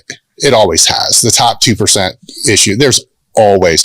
And you hope over time, a lot of the issues get replaced with new issues. Mm-hmm. Like last thing you want to do is just have more fucking issues piling upon the previous issues. Where in powerlifting, it seems like a lot of the issues at the top over the past have been pretty much resolved, but there's new ones. As long as there's new ones, that's progress, right? Because it doesn't go back to stay. It means somebody found a solution to those other problems. Yeah, or they find that, so somebody found a solution to the problem, but then somebody else figured out a loophole for that solution to be able to still manipulate the problem. But it's still trying to be resolved in some way. Gotcha. Does that make sense? Yeah, that makes sense. And now on the back end of all that, is it getting better for that beginner? Has it become easier for the person to enter their first strongman competition? That's what's hard for me, I think. Like you said, because you've seen, I'm not to your point because I'm not fully out of it, but I think what you're kind of saying is, so my athlete side and my coach side. So the athlete side, there are frustrations of how things are organized. And even from like an athlete looking at the point of view, knowing the behind the curtain for my clients. Yes. Like a good example would be like the strongman, everything is inflating, but there's certain strongman shows I'm like, man, that's a lot of money for that strongman show. And I start thinking, are they trying to make a lot of money off this? Is this a money grab? Because anybody can enter anyone. There's no, I think you just have to be over 12, right? And maybe 16. So everybody. Yeah. But then that person might be willing to spend $150, $200. That person might be willing to spend, I coach and I'm not cheap per se. Mm-hmm. So they're willing to get a coach and willing to buy all the sleeves and buy all the equipment. And these things are not cheap, but then what if that helps their mental health or all these other things? So I do kind of frame like you were saying is like, maybe the trail is better than I think. And the difficulty for me trying to bridge those two things is there's ease of access, and the ease of access again as strongman is better than ever before. I mean, there are people that have never built their own equipment, and that would have been unheard of 10 years ago. Yeah, definitely 15 years ago. And then you have resources, like obviously, internet resources that are being provided. You have ease of getting a contest. Like where I live, the closest contest is still only 2 hours away. There's nothing in my city, but there are people that live where they might not travel more than 2 hours for any contest they do. So you got all these things that are easier to access, but in how I see it is I see the other end and I'm thinking, are we really getting that much better? Or are we just pulling the curve towards the beginner side? But I guess that's kind of what we want is. What do you mean pulling the curve towards the beginner side? So if it's like a normal bell curve, you got a small number of people who are very just novice, fresh. You got a lot of people intermediate, and then you got the elite. And so with this ease of access and overall participation going up, the promoters of big shows want to say it's being pulled to the elite side. They want to say that now the average is higher, the average athlete in the competition is a higher caliper, et cetera, et cetera. Yeah. I argue the other way. I think it's actually gone the other way. It's just like you said, the bubble. It's who you focus on, and it seems like that. So yes, maybe the top 5 to 10 are getting better, but I've been in the competitions over 5 years, and we're using the same weights. Yeah. And we're still competing with 20, 30 guys, and I still look at the times, and I can compare them between 5 years, and it just goes in a cycle. We're not really actually hitting the ceiling. Okay. Maybe on a couple static lifts, we're kind of hitting the ceiling. But no one's out there man, I'm really going to break that yoke walk world record. I'm going to run a 900-pound yoke in sub 8. No one's doing that. They want to care about deadlift and log. So I see it from that perspective, but it is nice to have a lot of participation. Most of my clients are, I would say, past novice, but not intermediate. And seeing the fulfillment they get from strongman does kind of remind me that's where I came from. Going out and training strongman was so cool. And I think in some of my reading and being able to reflect on me as an athlete, it's like, I think that's why I kind of wanted to retire from the 105 classes. It just wasn't fun anymore. And like when I was a kid, it was just so fun. And maybe I was angry and stuff like that, but it wasn't like directed. It was just like frustrated with life in general. Like you don't know your purpose. You don't know what you're doing, and weights are a tangible thing to kind of, get frustration out. But yeah, I see all these clients and they're having such a great time. And it's like, man, they really get it. And it's funny. They're coming to me to ask me like what they need. I'm like, I need a little bit of what you have, because, somebody said, it was a former nutritionist of mine. He said, all world champions are broken. And that's so freaking true. We all have like a chip on our shoulder or some like little tick in our head or something just a little fucked up with us, just a little bit. And some of my clients are the most like stable, like well-adjusted people, and they're just having a good time, and they're coming to me for advice. And so I almost feel like I should be paying them, because they're kind of reinstilling some of those values, like what matters. And I try really hard to remind people other things matter. I had a client that was like going to get a scholarship for something, and he was like trying to tell me he wanted to train strongman more than he wanted to do whatever it was to get the scholarship. I'm like, dude, you probably should focus on school. It's like, I know I didn't do it, but don't listen to me. Like, go get your scholarship. And if you can do strongman and get your scholarship, like, do that. So it's a top end, and I've had that conversation several times. It's a tough one, right? Because it's like yourself. I mean, I still went through school, but I certainly didn't give a fuck about it. I just knew I kind of needed it as a backup plan. So I'm not one of these no backup plan guys. I think that's stupid as fuck to be able to say that. Or just put it all in one basket and just pray. There's always room for more. You know what I'm saying? There's always, you put it all in one basket. What are you doing the other fucking 22 hours of the day? Right. I see. There's always time to do other shit. So to me, it's just lazy as fuck. It's like, that was me when I was younger. I was lazy. Yeah, it is. I didn't know it till now as an adult. I'm like, holy crap, I was pretty lazy. It's a good thing it worked out. I was pretty lazy. But you still, I'm going to push back on that a little bit, because you printed out all these articles, you're reading all these articles, you're reading all this stuff about strength and conditioning to be able to become better. So you were selectively lazy. You see what I'm saying? So I'm going to tell my mom that. well, that's what it was, right? Where now it could be, the person's just, on fucking TikTok or socials all the time. True. Right? So they're just burning 3 or 4 hours of their day, where you were taking the 3 or 4 hours of your day trying to learn how to become better at this shit. Fuck math and all this other stuff, but you wanted to learn better at this. Yeah. Right. Where now you're a coach and you're making a living from doing this. And, so that paid off what that time was. That was your B plan. Educating yourself to be a better strongman, compared to somebody, and you didn't have this opportunity, right? But compared to somebody just telling them what to do all the time. Where I'm all for coaching. I'm not like against coaching, but I'm also all for the client asking better questions. Yes. So they can learn and pick your brain from all the fucking 14 years that you have of doing this shit, so they can become better, because at some point they still have to auto-regulate everything in their training. Yep. You can just help them make better decisions with that. Whereas when that wasn't available to you, right, you're kind of forced. Like, I have to go learn all this shit, because if I don't, I gotta, even if you're in a crew, you're still like, are we doing the shit? That's how way. Are we doing it the right way? Or the way that I should do it at my level? Because you have people who respond differently. Like, I trained with very few strongmen, but they're higher level, and they would do like one set of deadlifts, and I'm like still trying to get a good deadlift, and I was like, this isn't enough volume for me, or this is too high intensity and my form's breaking down. And I had to like just literally go against their advice. And it's funny, because like you think they're helping you, but sometimes the strongest people actually hurt you, because you try to train like them, and then you go train with people who are trying to get better, and they're at a different level. You're more like them. Like, even like my training partner John, who helped me a ton from my last competition, he pretty much just he basically just said, hey man, I'm not even going to train. I'll just set things up for you. I'm like, are you sure? I was like, are you sure you want to come out here on the weekend? And he got a pregnant wife.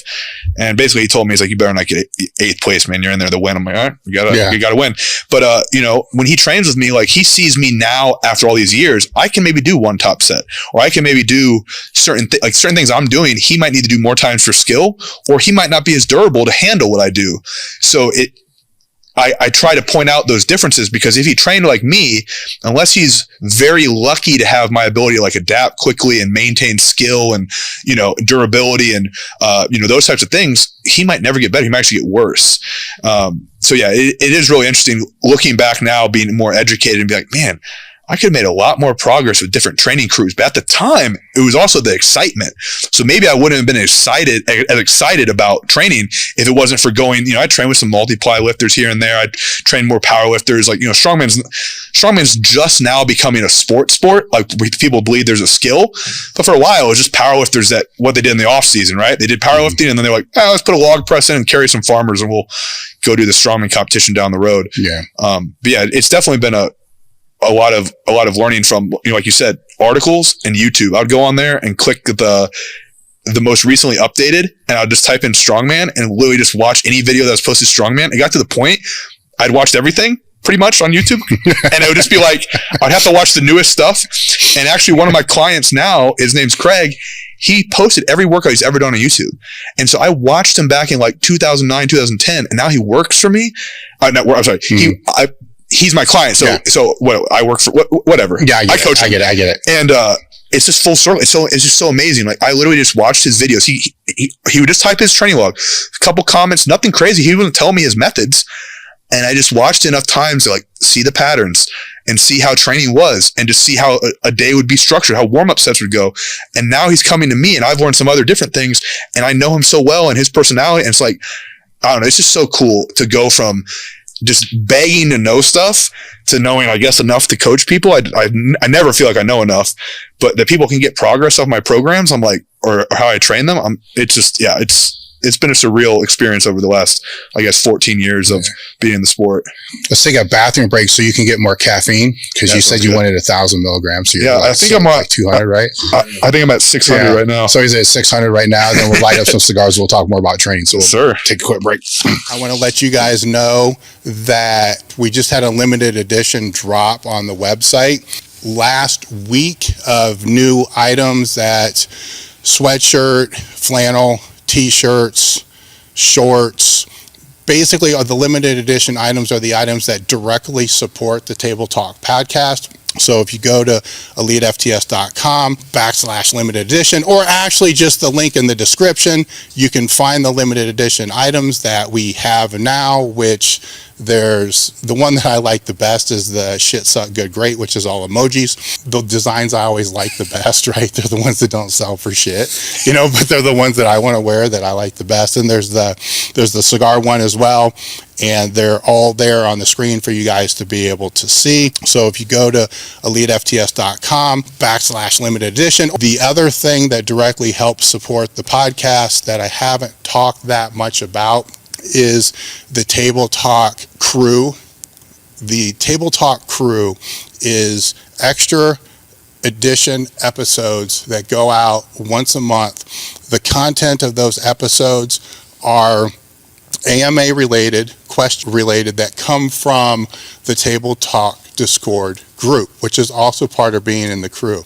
When you're in the crew, there's dozens of ebooks that are in there. There's every seminar that we've ever done is put on there. There's courses that are put on there. There's series that have put on there.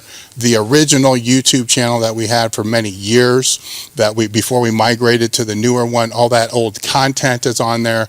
There's discussion groups for just general training, fitness, life, nutrition, basically everything that you can think of is on. So just go look at what that is, or better than that, just go to the description, click on join the crew.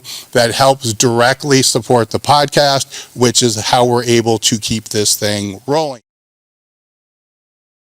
All right, to get back on track here, what I want to do, because we left or took the break and you were talking about clients. Mm-hmm. And before we get into coaching and questions all wrapped around that, I want to get into the ultramarathons, the marathons, and where they kind of fit in here, right? Because as I'm looking through and laid out your timeline, I can kind of see maybe like between 2017 and 2021.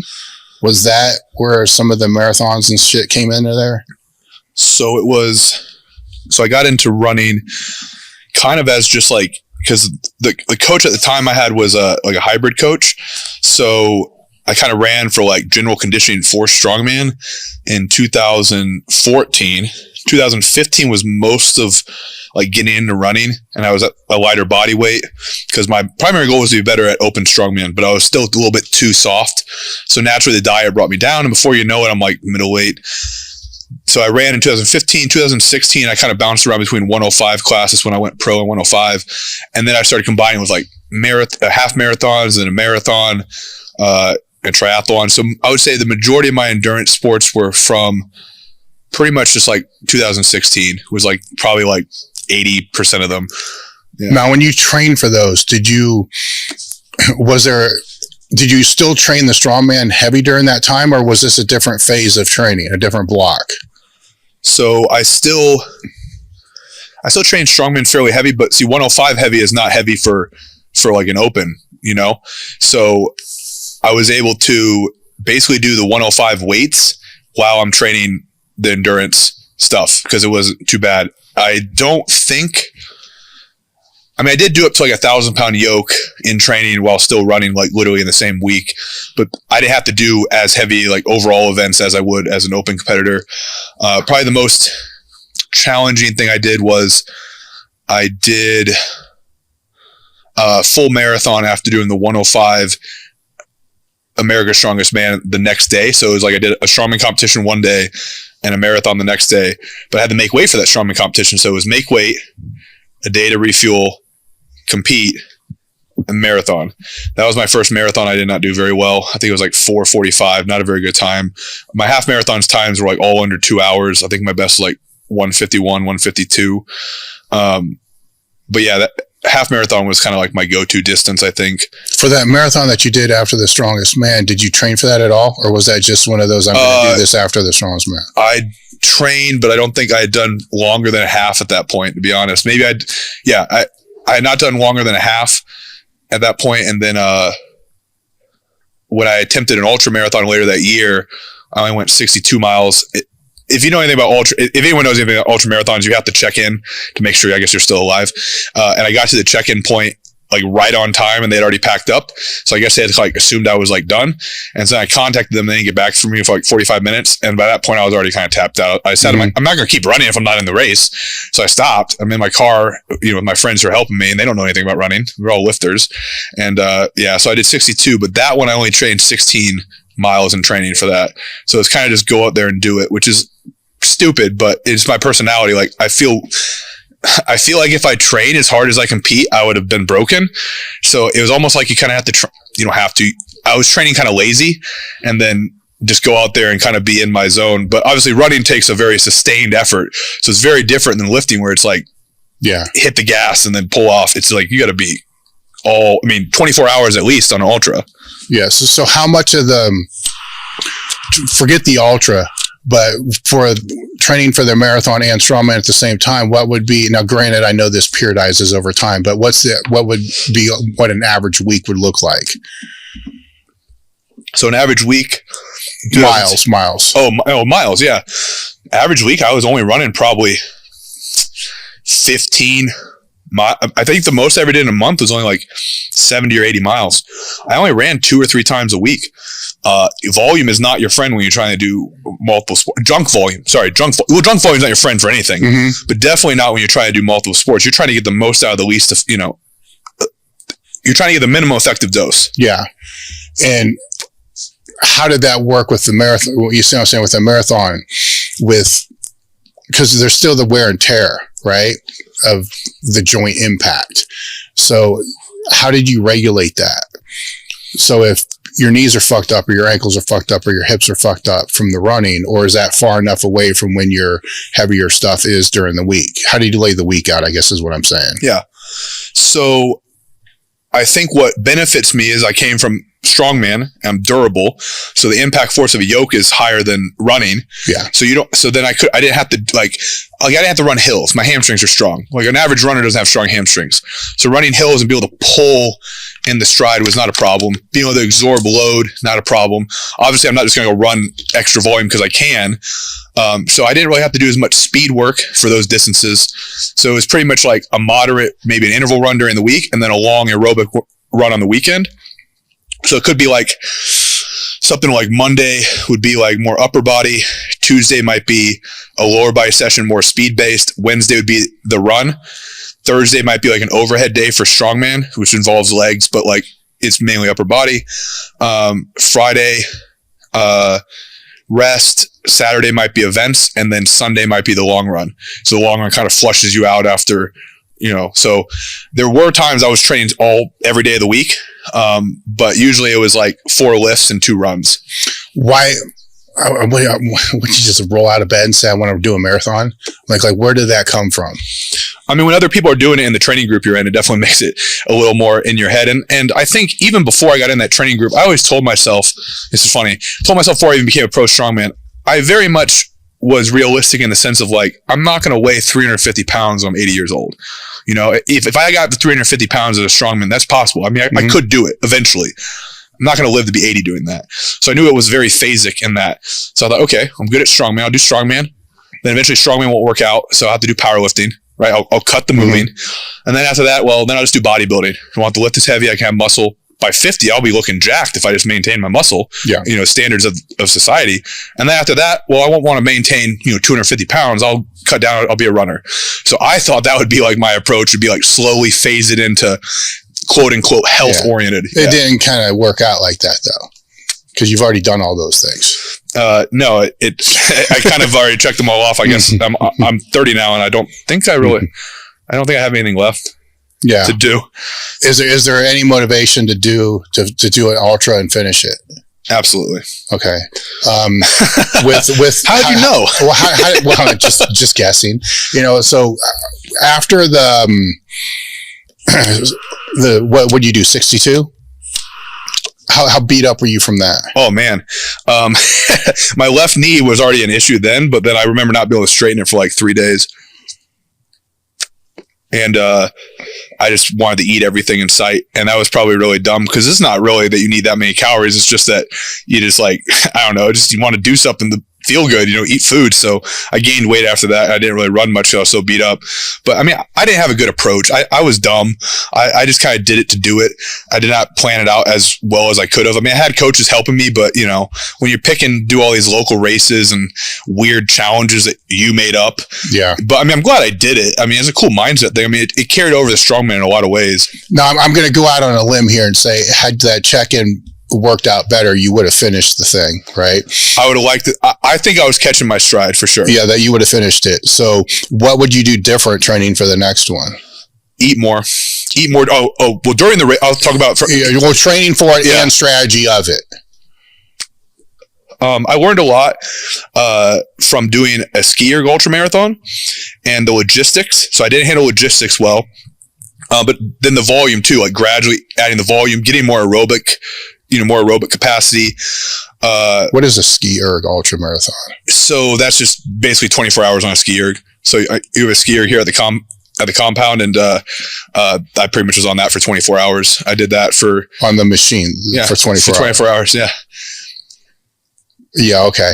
We need to talk about this. That one's actually a better achievement. Like my very lazy attempt at 62 miles. So from what I've understood from the culture of every sport is elitist at the highest level. So when you talk to an ultra marathoner, to them, an ultra is 24 hours is the cap, not 30.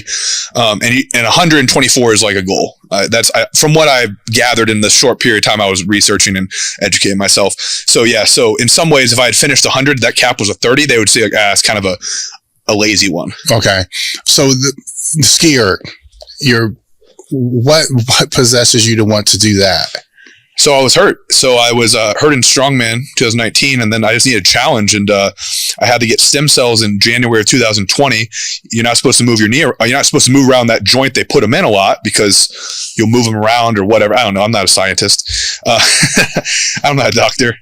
So I was like, hey, I got to find a challenge. So I actually went out and I did a marathon on the ski erg. And I said, hey, if I can handle a marathon and not get rhabdo or wreck How long did that take? Let me think. Probably, it was faster than a normal marathon. So I think it was like 3 or 4 hours. Mm-hmm. So I did that at the YMCA that I was going to. And I was like, okay, cool. I was sore, but I did it. Okay, so now I needed to have a strategy how I can build up the volume. And I really laid out, that's probably the best, it was during, so COVID hit in the middle of that prep. I rented a ski erg. I didn't even buy it. I couldn't really afford it. Rented it from a CrossFit gym.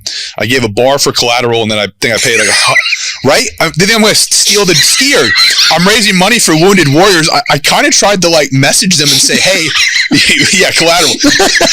No, I mean, you have to, right? I could have walked away with a ski erg. But, so I give collateral of a barbell, which is my first barbell I ever owned. So that would have been really sad if they messed it up. But, so I had the ski erg, I think, at my house for like 12 weeks, maybe a little longer. I can't remember. The whole, like from the first time I got on the ski erg to the thing, I think was like 16 weeks. So pretty aggressive. But yeah, the job I was working at the time, we did Zoom personal training. I was at a gym. So I basically just had like I had like 4 or 5 Zooms a day for an hour. And there was a break because it's split shift. It's personal training. So I'd pretty much eat breakfast, do the Zooms, do my work, do my weights in the middle of the day, get back on a couple of Zooms, and then do my aerobic work at the end. And then Saturday was just a long freaking day of just ski erging and building up that, almost like a mini, just what I was doing with running. Yeah. That was their aerobic session. And then I talked to the current world record holder. I talked to guys that were ski erg specialists. I mean, when you want to be good at something, you research it. And I know you do this in everything you do. So it's just like, who's the best at ski erg now? Contact them, FaceTime, contact him, ask about form, ask for hacks. I found out you can get when you ski, you have, and I don't know, I'm from Florida, you have these things attached to the ski. You attach to the ski erg. So I can't even let go of it. If I open my hand, the hand will stay on me. And then I was like, well, how can I get the most time out of it? Well, I can't go to the bathroom. I had a bucket next to me so I could pee in the bucket. So I didn't leave the ski erg at all. So I maximized the time, maximized the efficiency. I made a way to have, something flipped down so I could drink fluid because I had my hands attached. So I maximized the amount of time I could ski because I knew I wasn't the best athlete. And to get the record, I knew I had to give as much time as I could. So handling logistics, I mean, the lessons I learned from that carried over are exactly what I did in Strongman. Exploit everything you can. If you can wear a better pair of shoes to win the truck pull, you're going to buy that pair of shoes. If you can wear your belt a different way, I'm going to wear my belt a different way. If there's a technique that's going to be more efficient, I'm going to do that. And that's what the ski erg was mashing all that. And then you added the training cycle of building up the volume, not getting hurt, doing all my strength work oriented towards being better at ski erg, which meant I didn't go over 135 on RDLs. 1, because I'm rehabbing my knee, but 2, because why? Mm-hmm. Going over 135, 225, whatever is not going to carry over to my ski erg. It was maintain, keep my body in shape. And then after the ski erg, I was still able to strict press like 90-pound dumbbells for 10 reps because I kept my body healthy.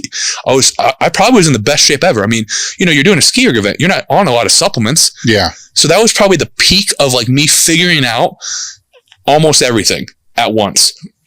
And it gave me a lot of confidence, and obviously it was a great feat, and I appreciate all the people that came out to help. I had a great team helping me, and just everything. I mean, even like where you're doing it, did it in the house, turn the AC down, had 3 fans on me, control body heat, everything's controlled. So yeah, that was I mean, if you want to get better at something, you research it, you exploit everything you can, you control the variables that you can, and then obviously you give your best effort. And then that's the mind. And then I had that mindset. Like I wore a heart rate monitor in training, but when I did the day of the ski erg, I had to take it off because it was like 150 beats per minute because I was so like adrenaline was hitting me early on, and then it starts malfunctioning. Those things don't always stay on, so I just took it off. But like if somebody got data, I guarantee you I was in the wrong zone, wrong all this. But it's just like I don't know. I'm just like weird. I just perform really well at like not where I should. And I have data to kind of back it up. Like my resting heart rate's not that great. I think it just comes down to like managing everything else. So where I can get away with not being the best at something. And strongman's the same way. I get away with not being the strongest by being faster or by being more efficient or being more prepared. And so what strategy would you change with the ultra then? Well, logistics for sure. I read a lot about how many calories per hour. Should have had more. I ate a slice of pizza at mile 52 or whatever, and it hit me. I felt like amazing right after. I had been too clean going up to it because I didn't want to upset my stomach. So I did have probably I think it was like 300 or 400 calories an hour, but it was just all carbs, minimal protein and fat. And I think for something like that, it's almost like your body craves it. So if I had known that slice of pizza was going to hit me like nitrous, at mile 50, I'd have done that mile 30, so I probably tried to use strategies, use more for like a half or a marathon, but this is like a different thing, just like strongman, like they eat junk food. They're not doing bodybuilding. Bodybuilding strategies might work until you're 350 pounds trying to get down 8,000 calories. Yeah. Or like you just did a contest and people that have gotten a lot of adrenaline know like your appetite can be affected by just like tons of adrenaline. Like you just it's hard to get parasympathetic and eat and digest. You got to eat food that's really dense because you're not going to eat rice and chicken after after day one of a 1 or 2 day show. I'm sorry, after day one of a 2 day show, you're going to have to eat, a burger and fries to be able to get enough calories in. When you put these challenges in, and I'm going to have to ask about other challenges because I'm sure there's other stupid shit that you've done. I'm assuming you're strategically putting them in the annual plan that you have, where you may not tell people what you want to train for in 12 months. And I get that. I'm kind of the same way, but you kind of know where that sits and you know where idle time is devil's time. Yeah. Right. So you got to be training for especially something. As an athlete, man, that idle time is amplified. I mean, you're out of a sport for 6 months. It feels like 6 years. That ultra was just keeping me busy. And then I don't know when I started working with Justin. I think I knew the next step to rebuilding to be a strongman was getting leaner, basically just starting over. Yeah. Would you say that all these things combined together have all worked towards becoming a better strongman? Now, up until I did the ultra, I did not have necessarily the best plan, but I think at that point, the idea was have a challenge. And then I was already down to 265 pounds from 330, like we talked about earlier. And then it was okay, get leaner. And then you can put muscle on. And if you're going to use supplements or anything else, you're going to put, you want to start lean. So the plan was get lean. And then I talked to Justin Harris, and then I was like, hey, can we bulk? But then I had some other issues come up. I broke a toe. The knee was going in the wrong direction. Obviously adding body weight that's why I lost weight in the first place is if you have a lower body injury and you keep weight on, I think that's a really bad decision on your part. Even if it's you're getting more jacked, keeping excess fat when you're trying to have a surgery is asking your body to try to recover. Just take that weight off. So that's right when I hurt my knee, I was like, I got to get off what I can to take the stress off my knee. Before the surgery. Right. Before the surgery and after surgery, right? How much did you pull off? So before the surgery, I got down to 300. Okay. So I think I had the weight of 5 weeks. Mm-hmm. So my goal was to be 300 or less. And I think that the morning of surgery, I woke up at 300. Mm-hmm. 6 a.m. surgery or whatever. So I get down to 265, fairly lean. I know I could be a little leaner. Talk to him, say, hey, but I do want to go back and eventually be about 300. So we did kind of start a bulk, which I was kind of surprised. I thought he would strip me, get me down really light first. But he thought, obviously, if you tell your coach that your goal is the bulk, then he might bulk. So like I said, I got a little too fat. I also wasn't able to train very hard. Then we had to recalibrate. I started losing weight. Never thought I was going to do a bodybuilding show. It just happened. I kept asking, hey, how many weeks out am I right now? He's like, probably 16. I'm like, I don't want to do 4 months of prep. And you've talked about it. Yeah. But then one day I did a check-in and I sent him photos. I think he said something 10, 11, 12. I don't know. Something 3 months, maybe. And then he saw another photo of me. I don't know if he saw it from Instagram or maybe the next check-in, or maybe I sent him an extra one, via text. I don't remember. He's like, actually, you might be able to get away with 8 weeks. I'm like, only 2 months? I think I can handle that. But that was kind of I guess in some way it was in the same phase of strip myself down and build myself back up. And I'm still happy I did it because at the body weight I am now, I'm definitely a better composition and better put together, and maybe even aerobically a little bit better than I was the previous time at 255. And when I won the World Strongest Man in my weight class in 2017, seeing pictures then and seeing them now, I'm definitely in better shape, and maybe not every lift because of the knee and how I train, but I was a better athlete as a whole in 2022, which is very difficult for people to do. I don't think people can respect that enough because I am fairly young. I had 10 years of training strongman as far as age. So if I had started at 25, I'd have been 35.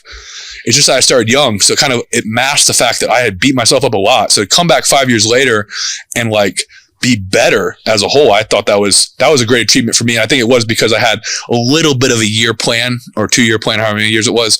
But I did kind of get caught up in the weeds. I didn't have to do a bodybuilding show. Yeah. That probably took me away from strongman too long. Then I came back, I got to 290 with abs. And then I was like, oh shoot, I want to go back to 105. So I had to strip back down again. So if I could redo it all, I would have committed to a coach and said, hey, I'm going to be in this for 3 years. This is the end goal. But I've never done that. I really need to. I was with Justin. I paid a year up front. So that's the highest commitment I've ever done, is paid for nutritionists for a year up front.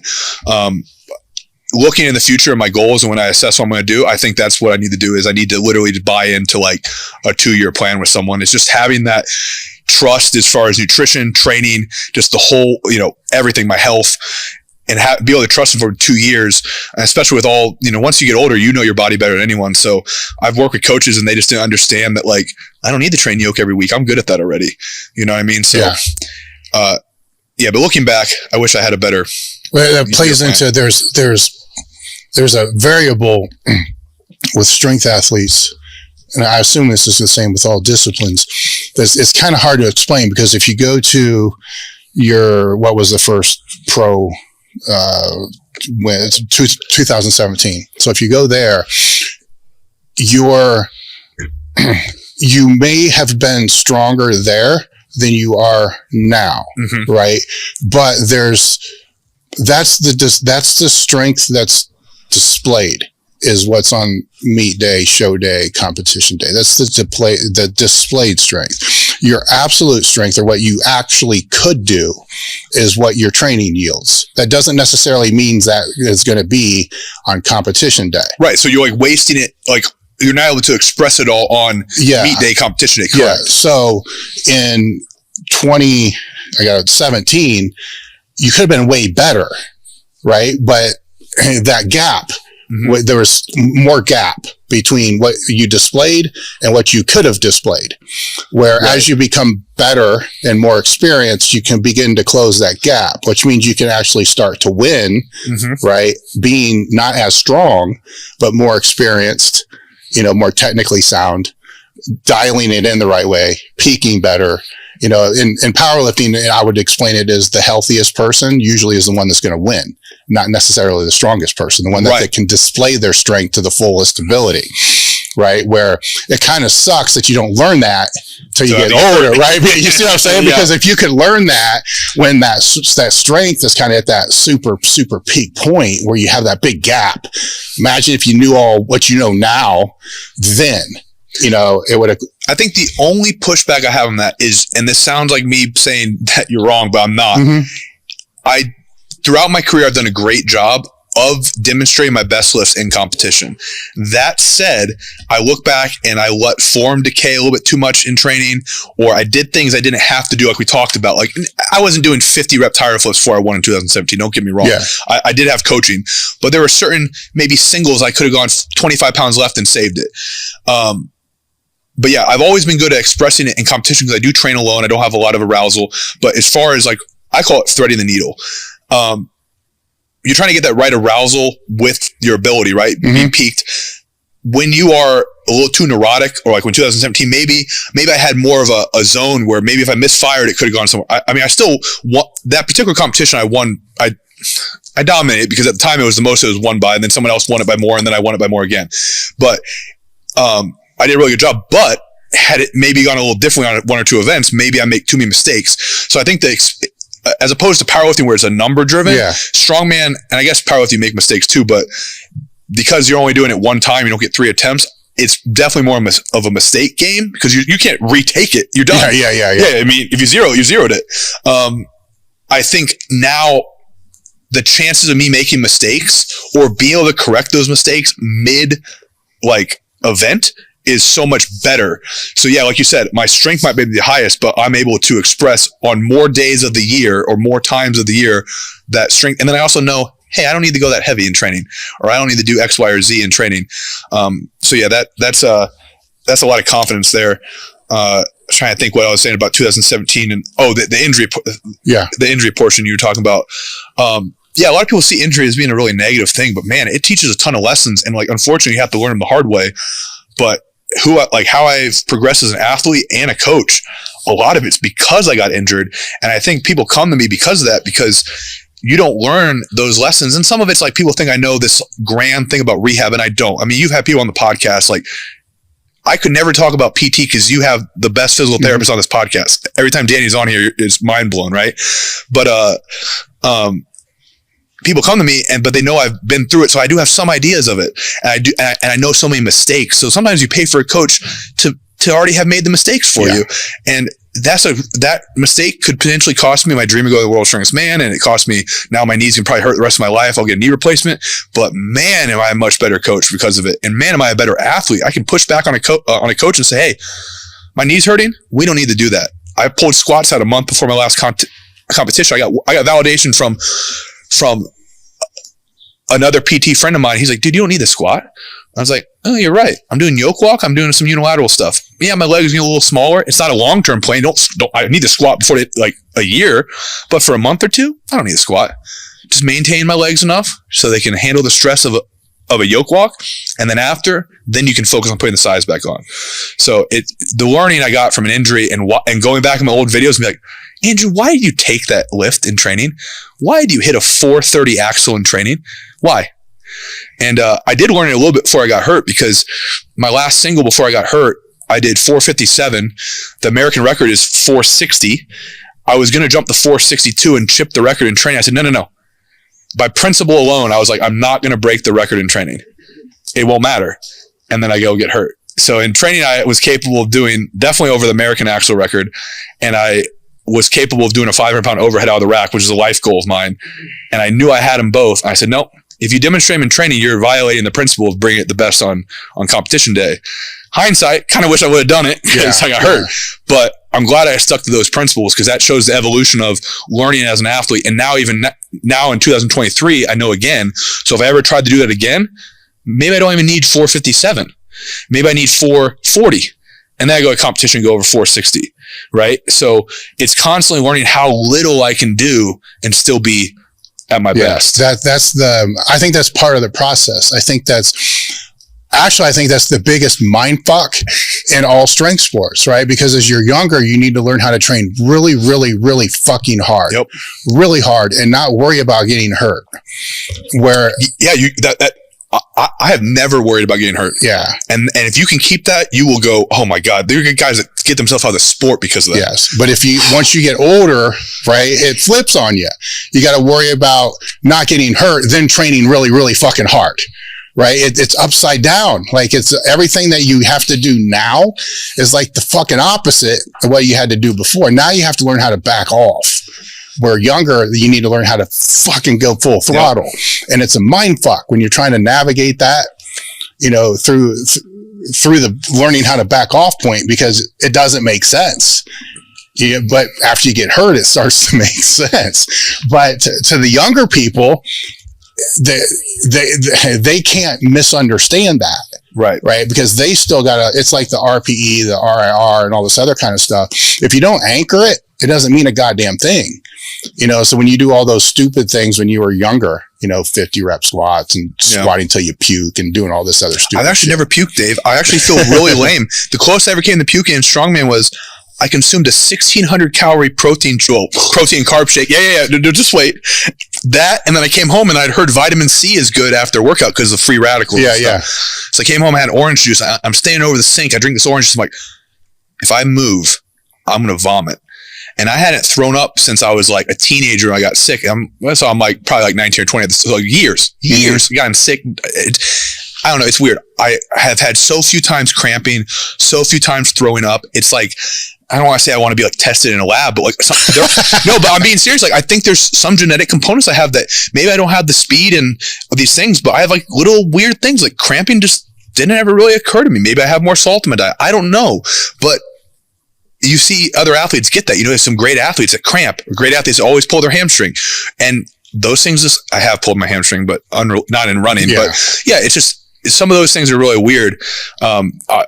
I'll touch on that, the RP and RIR thing. In strongman, it's really difficult to judge that. And that's something that's really hard to anchor, is understanding intensity with such weird events. You know, like how do you judge an RP 8 yoke, you know? How do you do that with your clients? Because you have to help them. Yes. Because that's the anchoring's a big thing, right? Somehow you got to figure this, or they have to understand, and you have to understand where that is for them. So I put 3 things.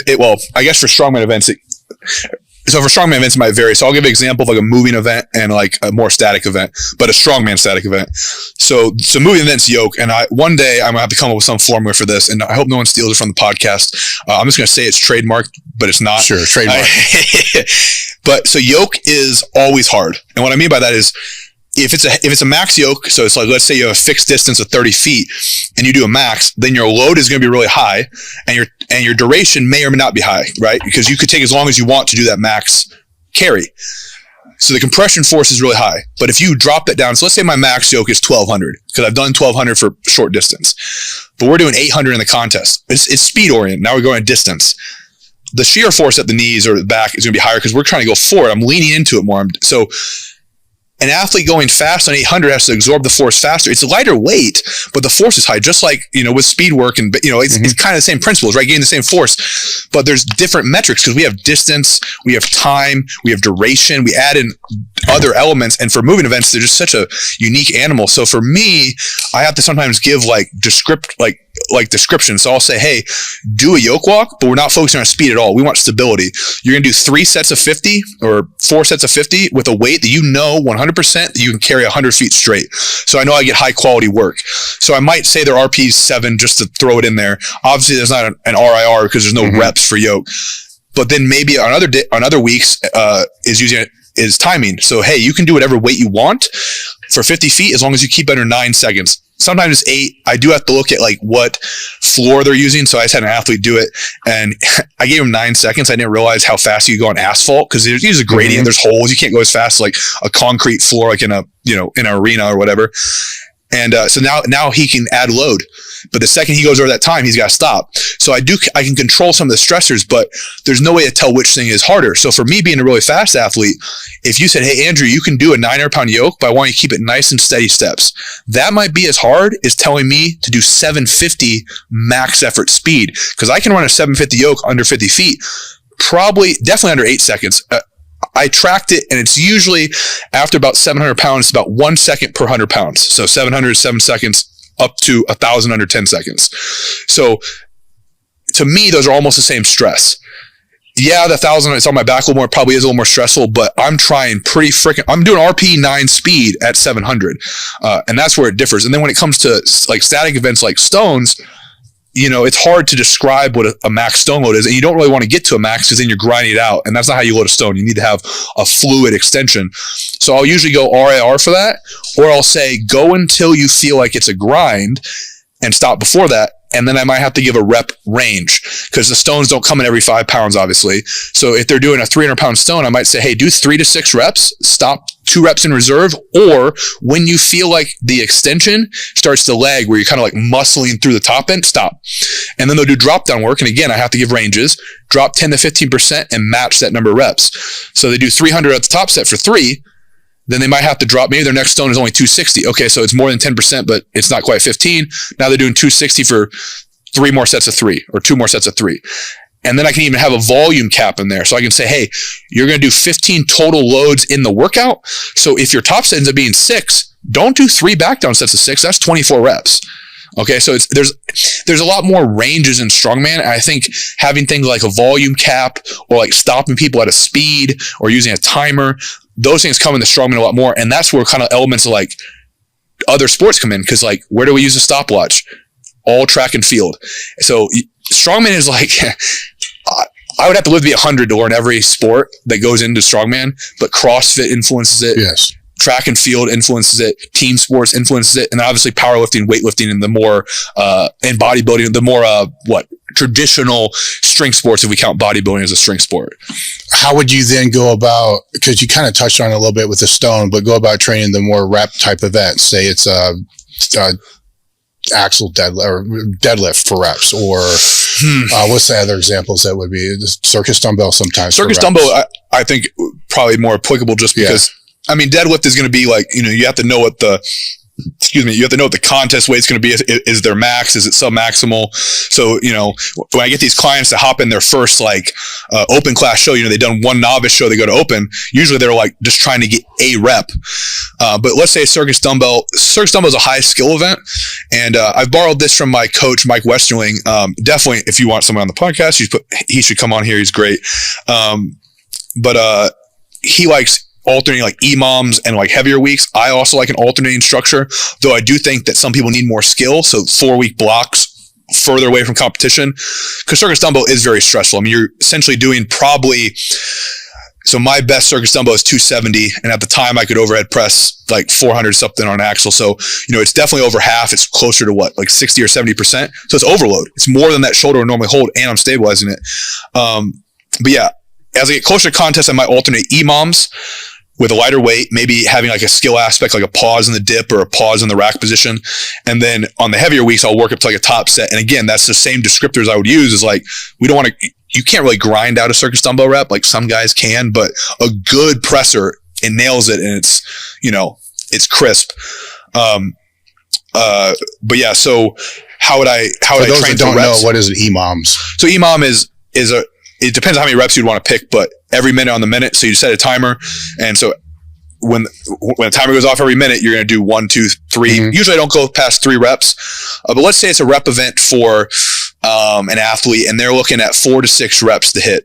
What I found is really beneficial is hit an EMOM where you're doing about double the reps over the EMOM. So if your goal is 6, you should probably be able to do an EMOM. You can hit 12 total reps. And because you're doing 6, you probably want to get used to going between 2 or 3 reps. So you might do an EMOM of 2 reps every minute on the minute for 6 minutes, and then progress that into 4 minutes of 3.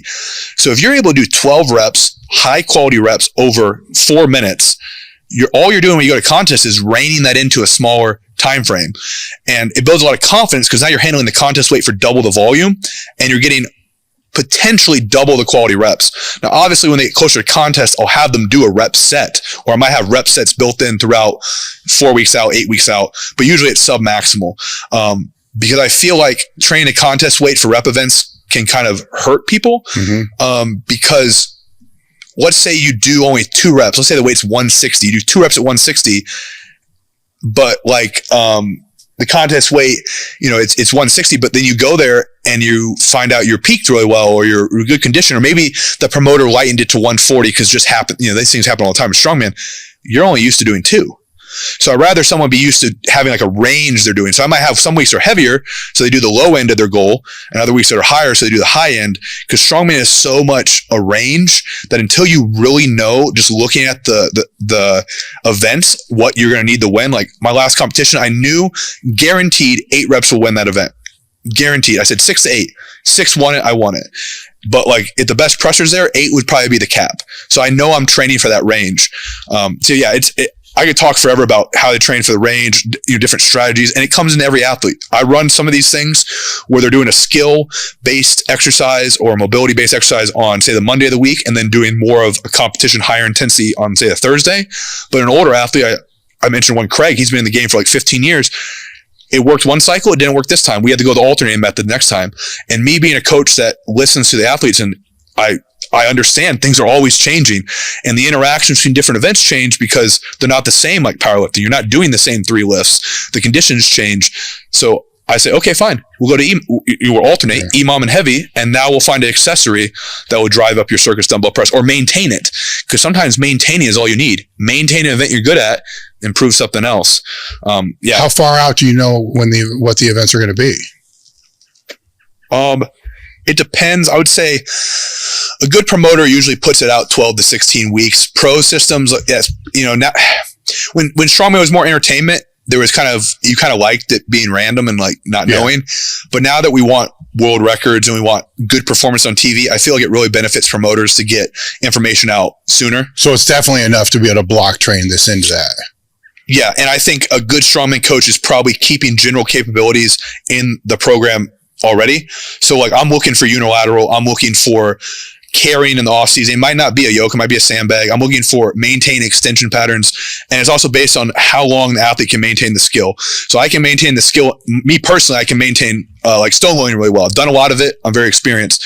Someone who hasn't done a lot of strongman, they might need to do stone loading / sandbag loading all year round to improve that skill instead of doing another deadlift variation or a good morning.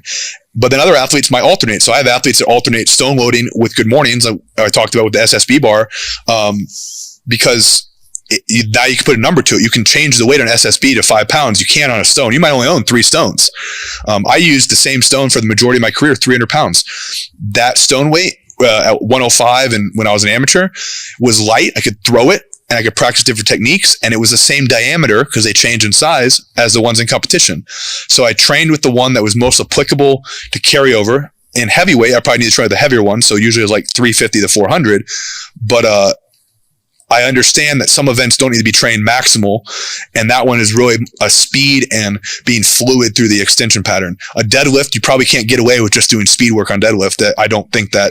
I think powerlifting now understands that doesn't work as well. And I think even you've talked about from Westside, like deadlifting wasn't at, like squat drove the total, or at least for, all the multiply. Yeah.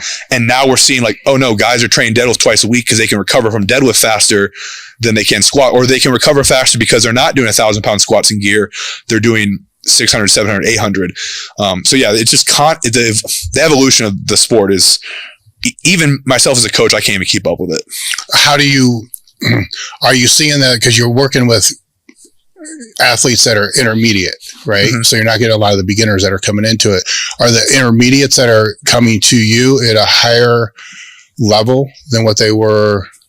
Because you've been doing this for a decade, right? So they were 5 years ago. So I haven't been doing online coaching full time. It's only been the past 2-ish years, but it's been full time. It was kind of a side. I mean, I had a couple athletes online, periodically, and I trained at, I had the personal training job, YMCA, small gyms and stuff like that. So a lot of general pop, but I would say no. I don't think, because I do have a lot of novice athletes, and I think that's because it's cool to work with a pro strongman. And I think once they realize that I'm not a jerk. Like I was trying to think of examples of this before I got on the podcast, because there's something else I discussed with other coaches.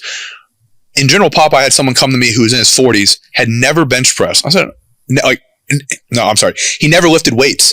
I said, all right, whatever. You never lifted weights like with a routine. I figured at some point in the basement, he had never done a bench press in his life. We started with 10-pound dumbbells, a 40-year-old man, and I took him to be on the bench, and he was very skinny, probably weighed 140 pounds, and he benched over his body with a barbell like a year later. And I think that taught me, like, there are people coming into these sports that I can't assume know the basics. Yeah. So once I see that, like, they're like, hey, I don't know what the heck I'm doing. Okay, let's pull back and let's focus on the basics. With the intermediates, a lot of them do already know, like, obviously squat, bench, deadlift. And then it's teaching more. I want more of the feedback from their event sessions. So I want to see your stone load. Just because you hit 250 for 3 reps, I want to see if you're finishing the extension. Are you in up on your toes? Are you bringing your leg in so you're taller in the lap? I'm so passionate about this. There's probably not enough time in the day to pick every little piece apart of an athlete. So it's on them to send the videos. But if an athlete that I'm working with sends a video from the main list and maybe one accessory for every session in a week, and I film a video of feedback, that person can get exponentially better than just seeing an Excel spreadsheet of numbers. And I think all those little nuanced things are so important, because like you said, maybe they're coming to me with a little bit more knowledge of the barbell, but I don't think the strongman knowledge is as high, because now they can go to a gym and pay $40 a month and have access to the equipment. Before, you had to build it. So by the time you're building it, you're invested. You've watched every YouTube video and read every article. Some of these people are coming and they're like, hey, I saw Strongman on TV. My gym down the street's $40 a month. I'm going to go there. There's farmer's handles. And then I see them load it. I'm like, no, we gotta start over. We gotta do that differently. So yeah, that's what just came to my mind when you were saying that, is because the access is easier. Are you having people coming to you that just their technique's horrid? Like, so they know how to do the yoke because they've been doing the yoke, but it's a complete mess. Yeah, some of the events are a little off. Yoke walk's funny because I say, how do you forget how to walk? You know, so yoke walk is.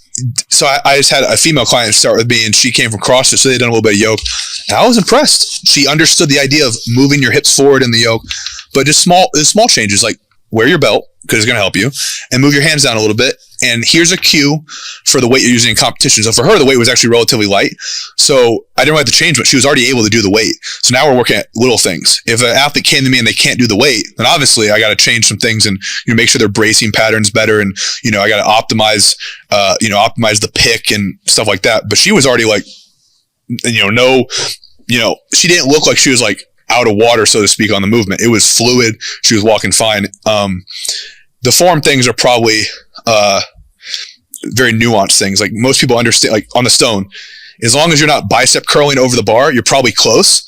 But man, can we optimize it a lot more, or for you to be more efficient or use your strengths. So I don't squat very much in the stone load. It's a combination of a squat and a hinge. But depending on your build, you might be more hinge pattern load or more squat load. And so we're going to determine those, and then that obviously affects the accessories, or vice versa. If you're really strong at front squat, maybe you front squat more the stone versus extension. So it's very nuanced, but I'm very impressed with all my clients because I do believe, like you said, in self-coaching. And I think sometimes I type things and I delete it because I want them to figure it out. And I think over-coaching is something I've learned not to do. So I'll give them a little bit and I'll let them make a mistake. And then I want to see if they can correct it on their own. And when you're working with clients that are like you, I'm very type A, I'm probably on the spectrum or something. The last thing I need myself is a coach to be OCD. My coach, Mike, literally tells me very minimal information now. And sometimes he just tells me, Andrew, you know how to do this. And I tell some of my clients, like, hey, do you remember when you did that stone load like 4 months ago? Just do it like that. And now they figure it out. And it seems like it's a lazy coaching mentality, but like too many people overcoach and they paralyze their athlete. And I want my athlete to jump on the stone and not even think about it and be it's automatic. So well, it provides accountability too. Right. Where I don't want to say it's a tricky one, but it's a one that I think is important to the training process, because even with the stupid shit that I do, there's things that I want to accomplish, that I want to accomplish before the end of the year. And this could be business or anything. And those things I'm going to strive to do. And then when the due date arrives, I may move the due date because I'm not competing in a said date, right? It still wants to be accomplished by the end of the year. That due date arrives, I still have to do the thing, or to try to do the thing, even if I know it's not going to go the way that I want it to go. I don't want it to go that way, but failing it's going to piss me the fuck off. Like it's in business, I can relate it to, looking at my profit and loss statement at the end of every month. It's either where I want it to be or it's not, right? But I have to fucking look at it, right, to be able to know. And if it's not where I want it to be, well, then I have to make the corrections on whatever needs to be, more income or lower the expenses or what it's going to be. If I don't have that accountability to be able to look and have that check, to be able to know what it is, then you're just running blind, right? Where a lot of people, I think, are training blind because they're not putting these goals or having these metrics that they have to be responsible for themselves out there. Like by this, by end of first quarter or whatever it is, I have to have X, Y, and Z, right? Well, when you start to get there and you start to see X, Y, and Z aren't going to happen, well, sometimes they'll just completely do something different instead of just fucking failing the X, Y, and Z and learning what they should have learned from that fail. In other words, they go out of their way to avoid failure. Right. And when they do that, they never get better. Right? Because that's kind of part of the process, where what you're talking about with, you're giving them that opportunity, right, to be able to fuck it up and figure it out, Right now, if they can't figure it out, well, I just want, because my clients are listening to this, because I feel like I have the best clients in the world. I don't make you guys fail. I know that. I get that. They're small. They're small. Like, I'm not talking like I want you to mess yourself up, but like if I give you one cue on a stone load and that cue doesn't fix the other problem I see, I wait till that first problem's fixed. Yes. You can't give more than so many cues, and I want people to. It's just like the same thing with like nowadays. People are more on this resilience thing, right? They don't believe the body's very fragile. And I think that's amazing. I think it's the same thing with coaching is like, it's okay to make mistakes and then, over time change it. You don't have to have perfect form. And that's what the beauty of Strongman is. Like, you're learning to like, I don't want to say dance with the implement because I don't know how to dance, but like you're dancing with these implements. You're trying to work around them and you try to like, move them with your body. It's a very like choreographed thing. And you think that happens in one day, in a week, in a month. It's a gradual progression. So I'm not going to be like, hey, what you need to do is do 10 things as you're doing this. No, start with one. That's your focus. Okay, you got that down? Move to the next thing. Break in the manageable parts. And then over time, you'll be like, wow, I went from looking like that to this in the training cycle.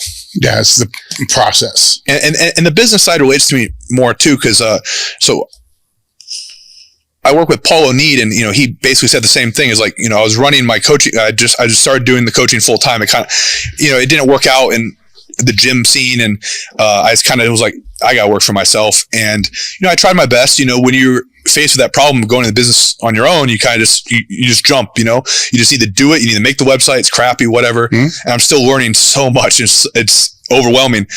But like, you have to look at it. You have to say, hey, you have to look at the finances. You have to look at the, mm-hmm.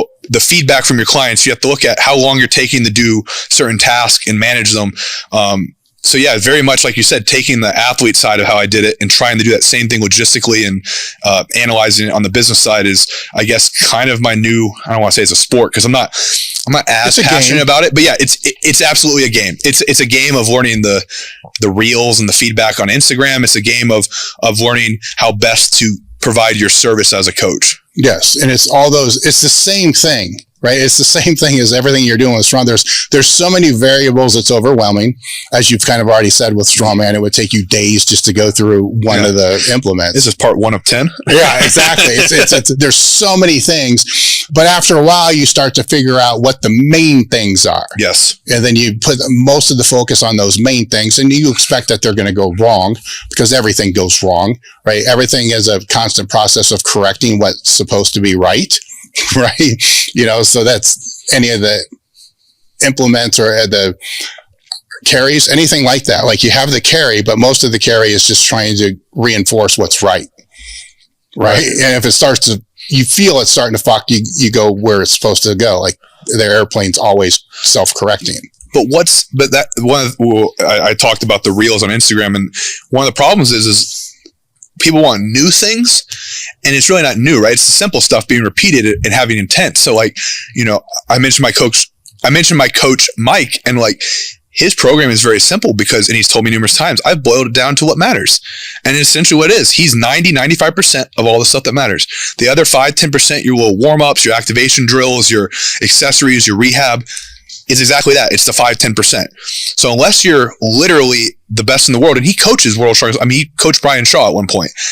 Unless you're at that point, there's really not too much searching you should be doing, because you're going to go out and search for the 10% and sacrifice the 90%. And I made that mistake. I've switched coaches, and it is trying to find that secret. And we know there's not a secret, but when you're an athlete at a high level, you're always desiring more. But yeah, like, I'll constantly refer clients. Like, if they're like unsure of a coach, I'm not afraid to refer to someone else. Go to Mike.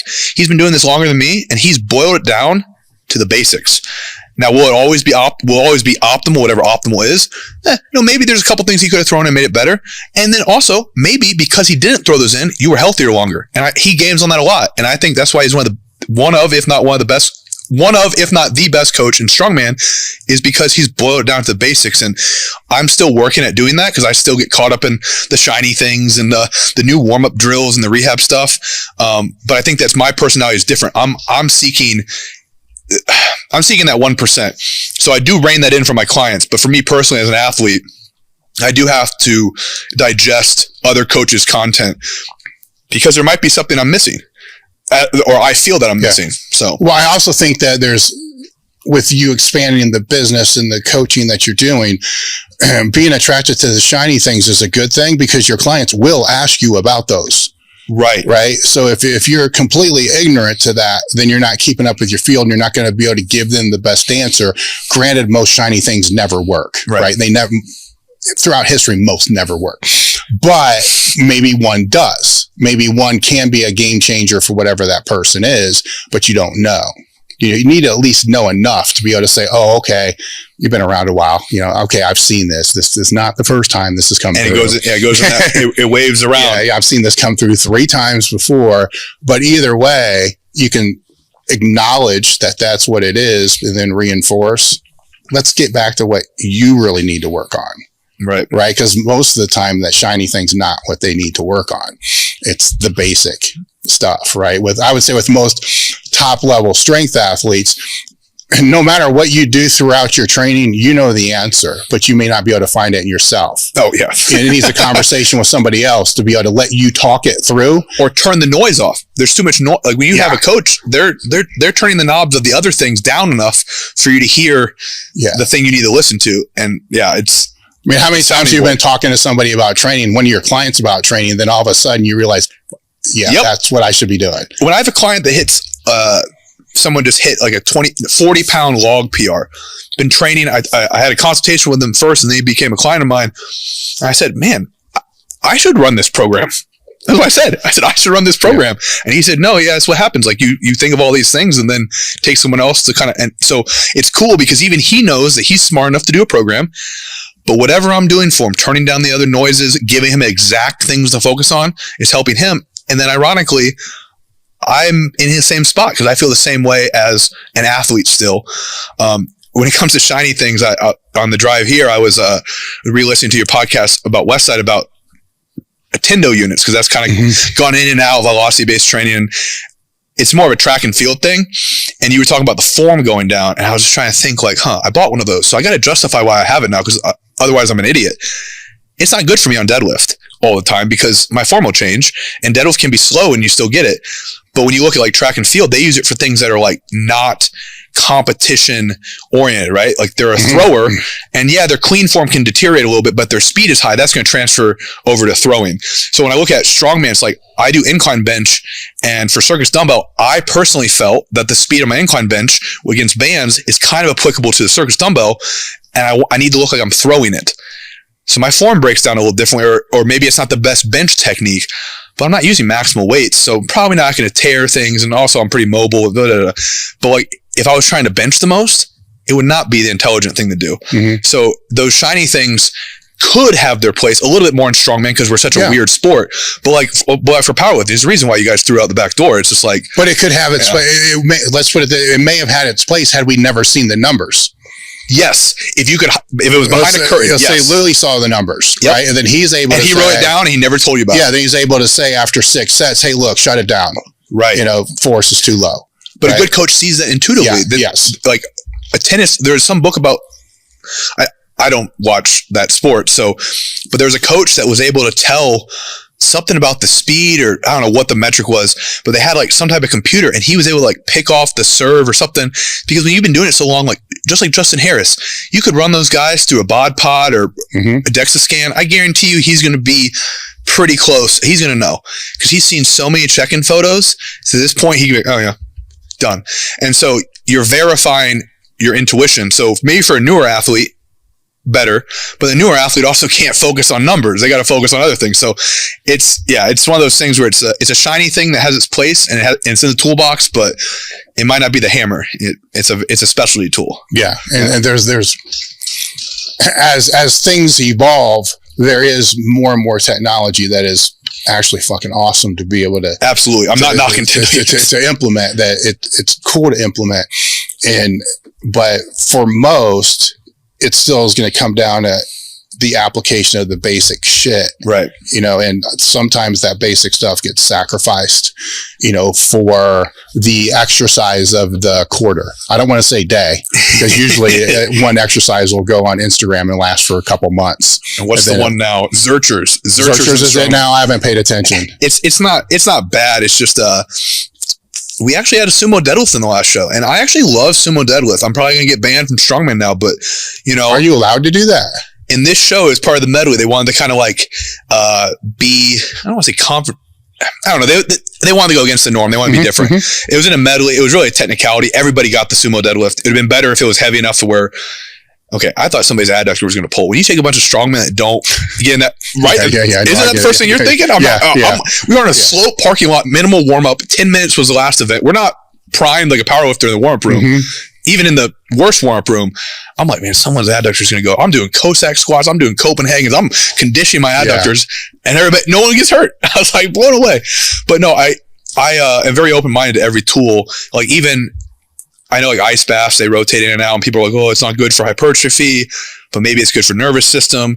Maybe it's parasympathetic, like us, having these cigars. Like you can't throw any, like to me, I don't throw any tool, and it's just how you apply them. And I think some coaches are better than others at applying them. And again, when you look at home improvement projects, like what are the tools you go to? Like you have a hammer, you have a pair of pliers and some duct tape, like that fixes a lot of stuff.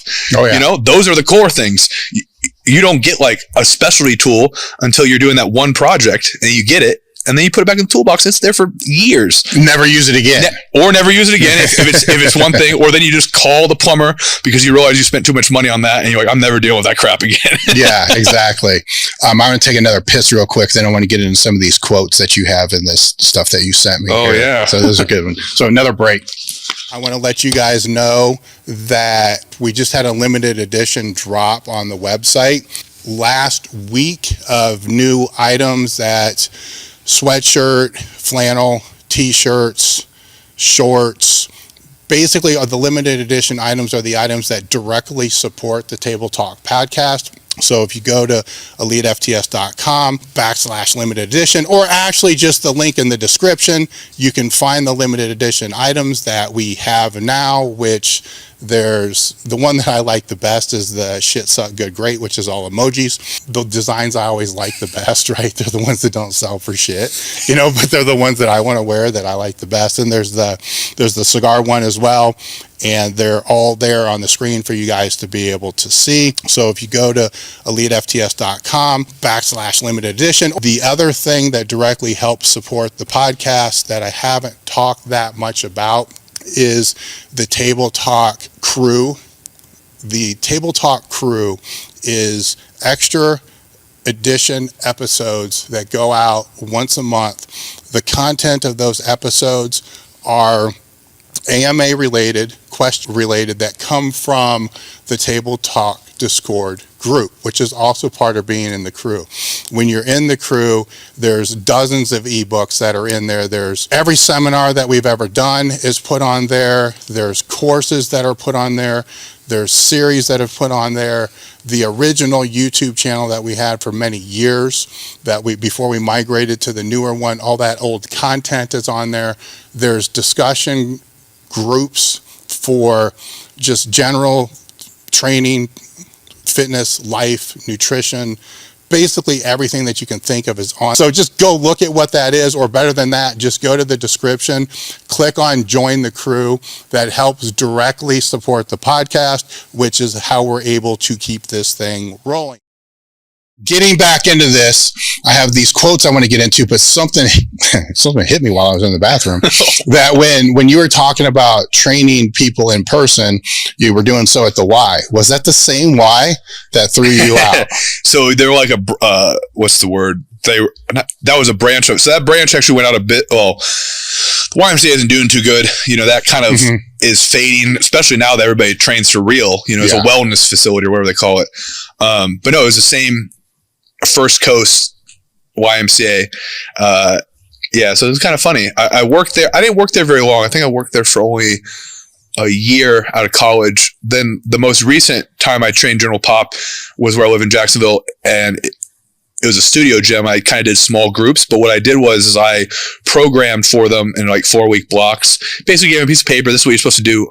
Not everybody listened to me, and I'm just going to compliment some of my. I haven't talked to these clients in a long time, but I'll shout out one client because maybe she'll listen to the podcast. Her name was Amber, and I really appreciate her because she listened to me and followed the plan. And she started with doing 1 or 2 pull-ups, and I progressed through doing when I say I mean, I just told her what to do and she did all the work, but did 12 chin-ups, which is a little easier, and then 12 pull-ups later on.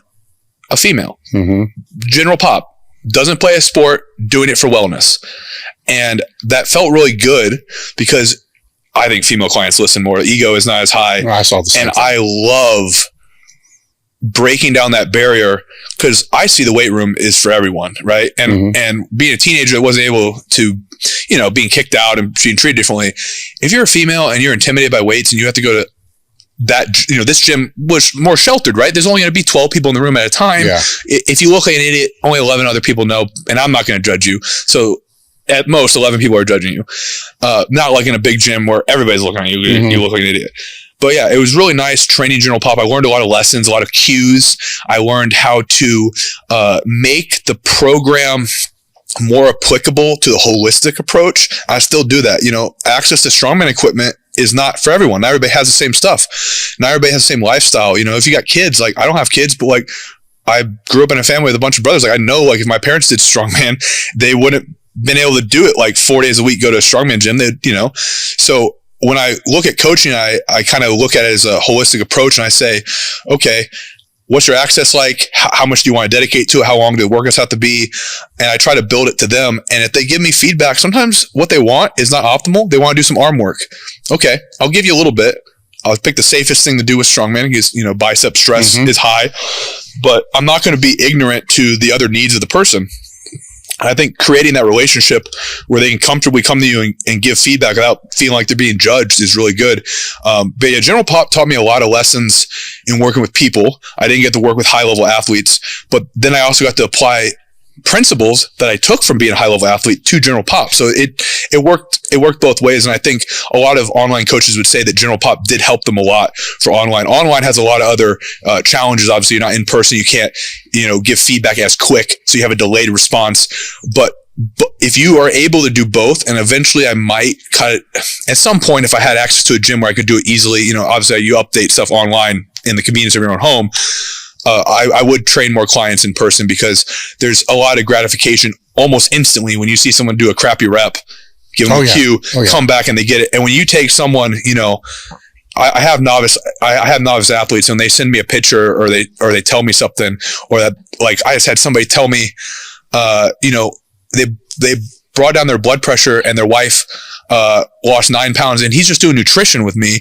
And I'm like, wow, that's changing their life. You know, and I'm not saying he's General Pop, like he competes, but his wife doesn't compete. So to have these principles as a high level athlete, or at least what I think I'm a high level athlete, and apply them to other people and get a benefit in their life is great. And I think a lot of times it's almost more rewarding because if you like I've gotten to work with some people at the World Strongman level, either consulting them or, you know, be able to work with them, and they're like me. They're never going to be satisfied. But that general population person just trying to be healthy is like, holy crap, I can do 8 pull-ups. I can do 2 pull-ups.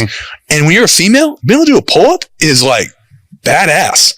Like dudes in the gym were intimidated. Oh, I just weigh more. Yeah. And I couldn't say it there, but I can say on this podcast, yeah, you're intimidated, bro. She's doing pull-ups and she has less muscle mass than you and you just want to bench.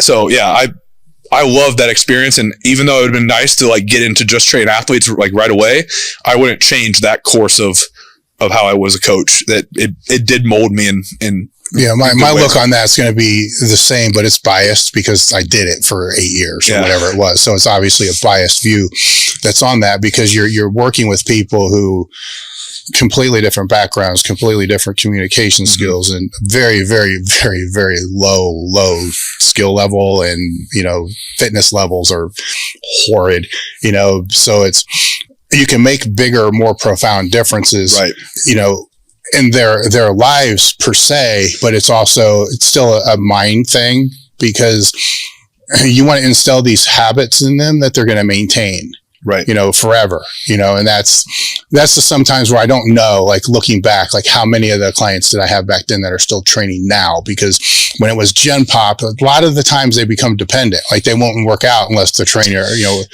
was there. So then when I left that world, you know, for a different world, trying to get them all to move, to another trainer, Right.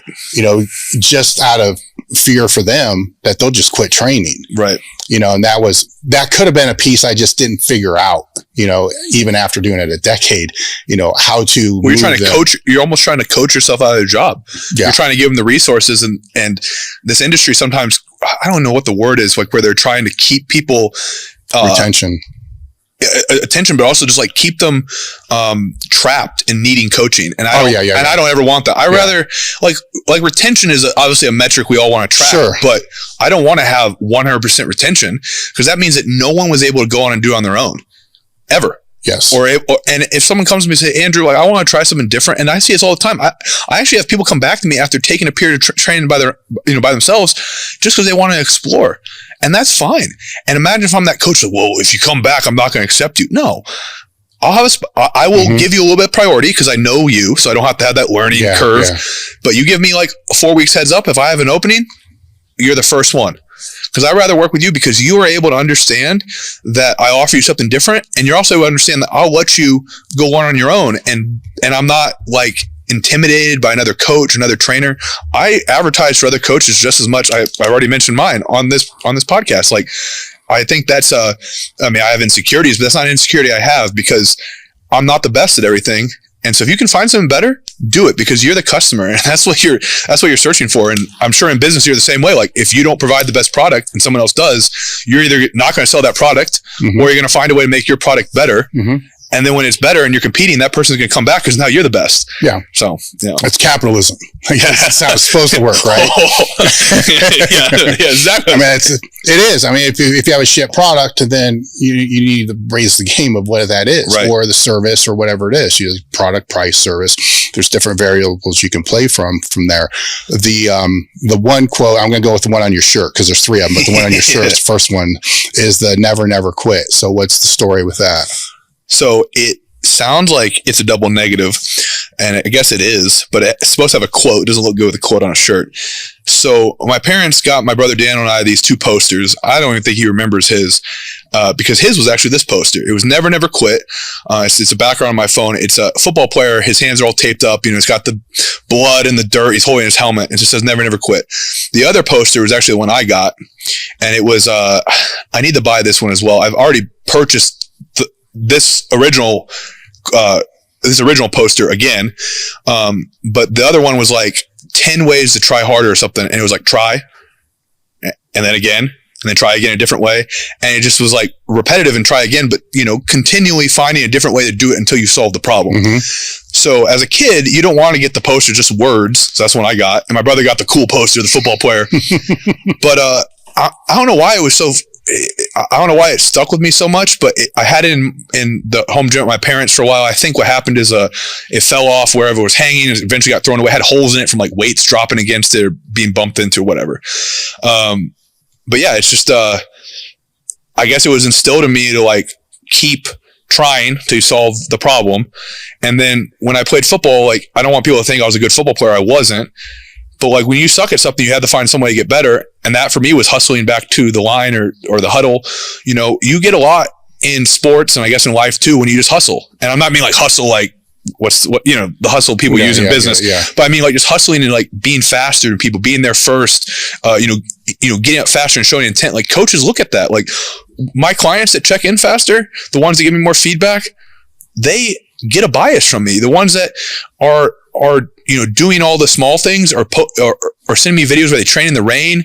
Like, I know you're not the best athlete, but you're doing the harder stuff, and you're not quitting just because it's raining outside or because you're this broke or that broke. And that, as a coach, is like, wow. And as an athlete, I don't want to be known as a person that quit. So that's why I finish competitions. I don't pull out from competitions. When my name ends up on the list, I want people to know he's going to the end of the competition. And I told myself that when I went pro, there's 2 things that would reevaluate my career: is pulling out from a show and getting last place in a strongman competition. Neither of those have happened.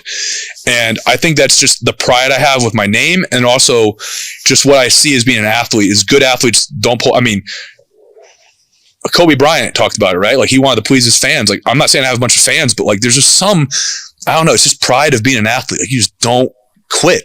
People are watching you. And yeah, it just stuck with me. And then it became like the quote for like all my rehab and stuff, after the knee surgery. And then once you kind of get a snowball effect of a little bit of fans and now you're posting all the time, you're like, oh shit, like I can't quit now. Mm-hmm. So now I'm kind of stuck. So if I give up, I'm gonna look like a dumbass. So I kind of have to keep going. Well, do you think there's a point to where that becomes bad? Yes. So I should frame never, never quit in kind of a different way. So yes, you could say never, never quit is like, you're always going to do strongman. I think of it as more as like giving your best in whatever you do. So at some point I'm going to say, I'm done with competitive strongman. It's not going to be forever. But am I going to quit being healthy? No. Am I going to quit,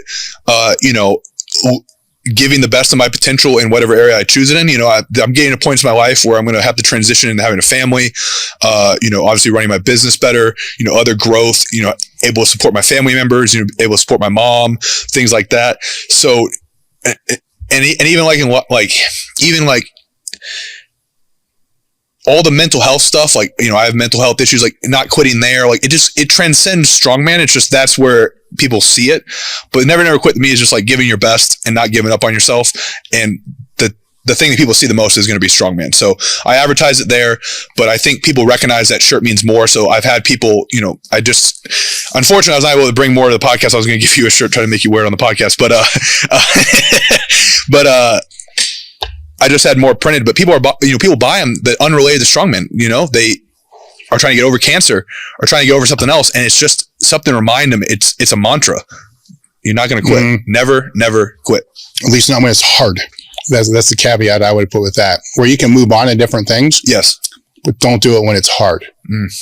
Right. Because when it's the hardest, it's on the other side of that, whereas the success is, so get through the hard shit and then move on to the next thing. Right. Instead of, oh, this is too hard, I got to go do something else. I can't wrap my head around that one. Right. That's just kind of the way I was raised as well. That's why I ask, can it become detrimental? Absolutely. Because there's some times where it's like, there's some shit I probably did for way too long and I just didn't want to stop doing it because I saw it as quitting.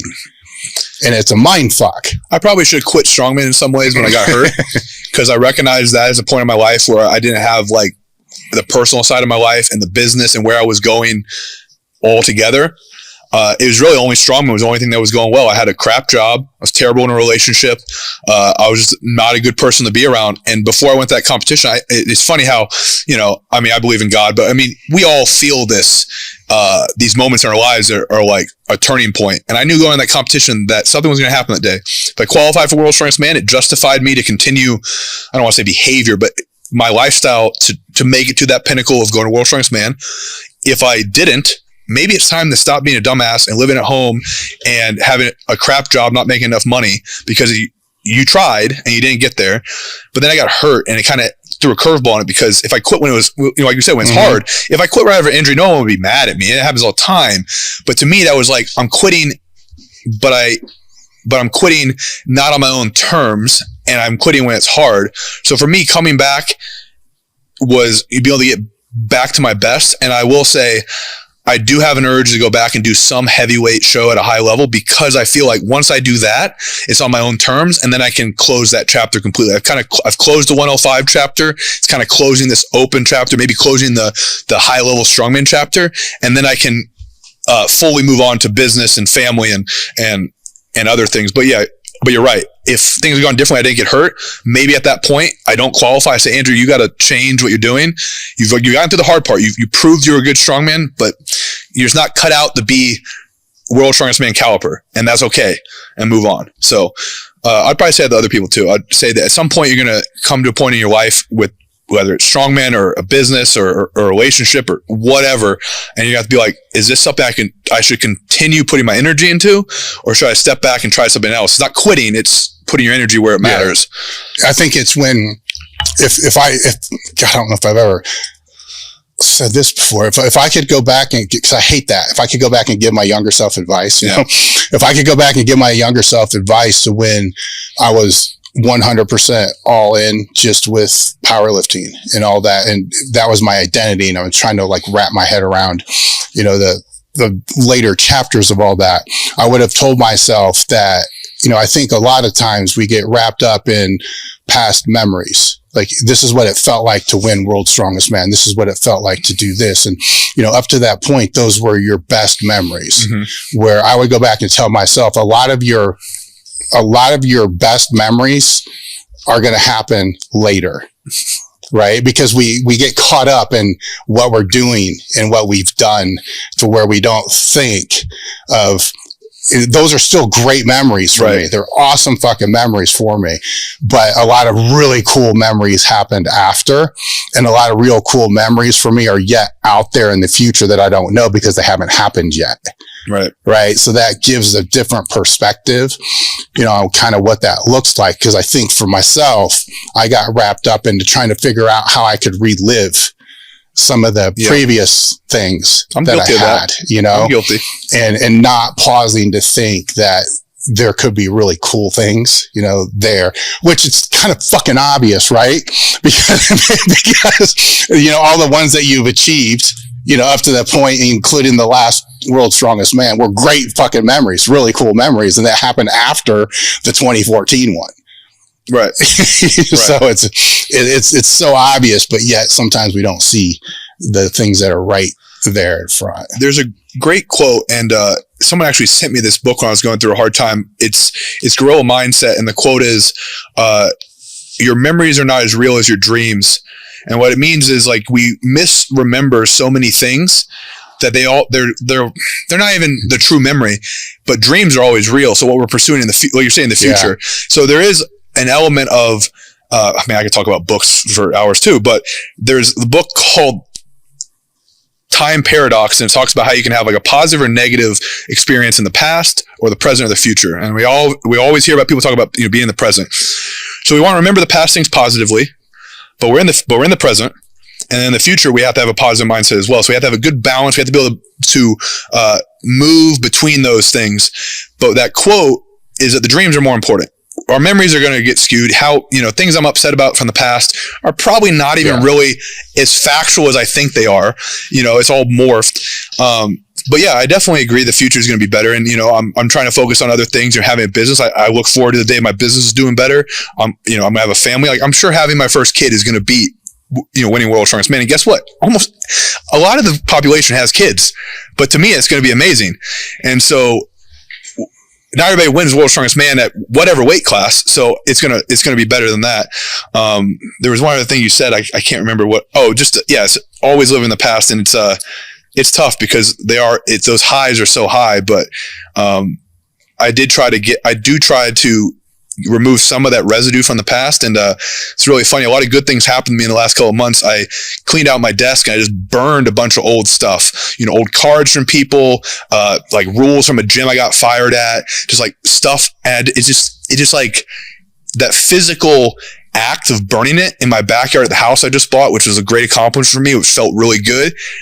And it's weird how it just remove some of that past residue that was negative. I'm not saying it's all gone, but sometimes it takes something like that and that event, and then you're able to move on and be a little more present. And I hope I continue to do that and get rid of, things that are negative influence or vibe or energy, and then stay in the present and look forward to the future. And that kind of reminds me of the, years ago, I was told of the 5x5 rule. Like, if it's not going to matter to me in 5 years, don't let it occupy more than 5 minutes of my time today.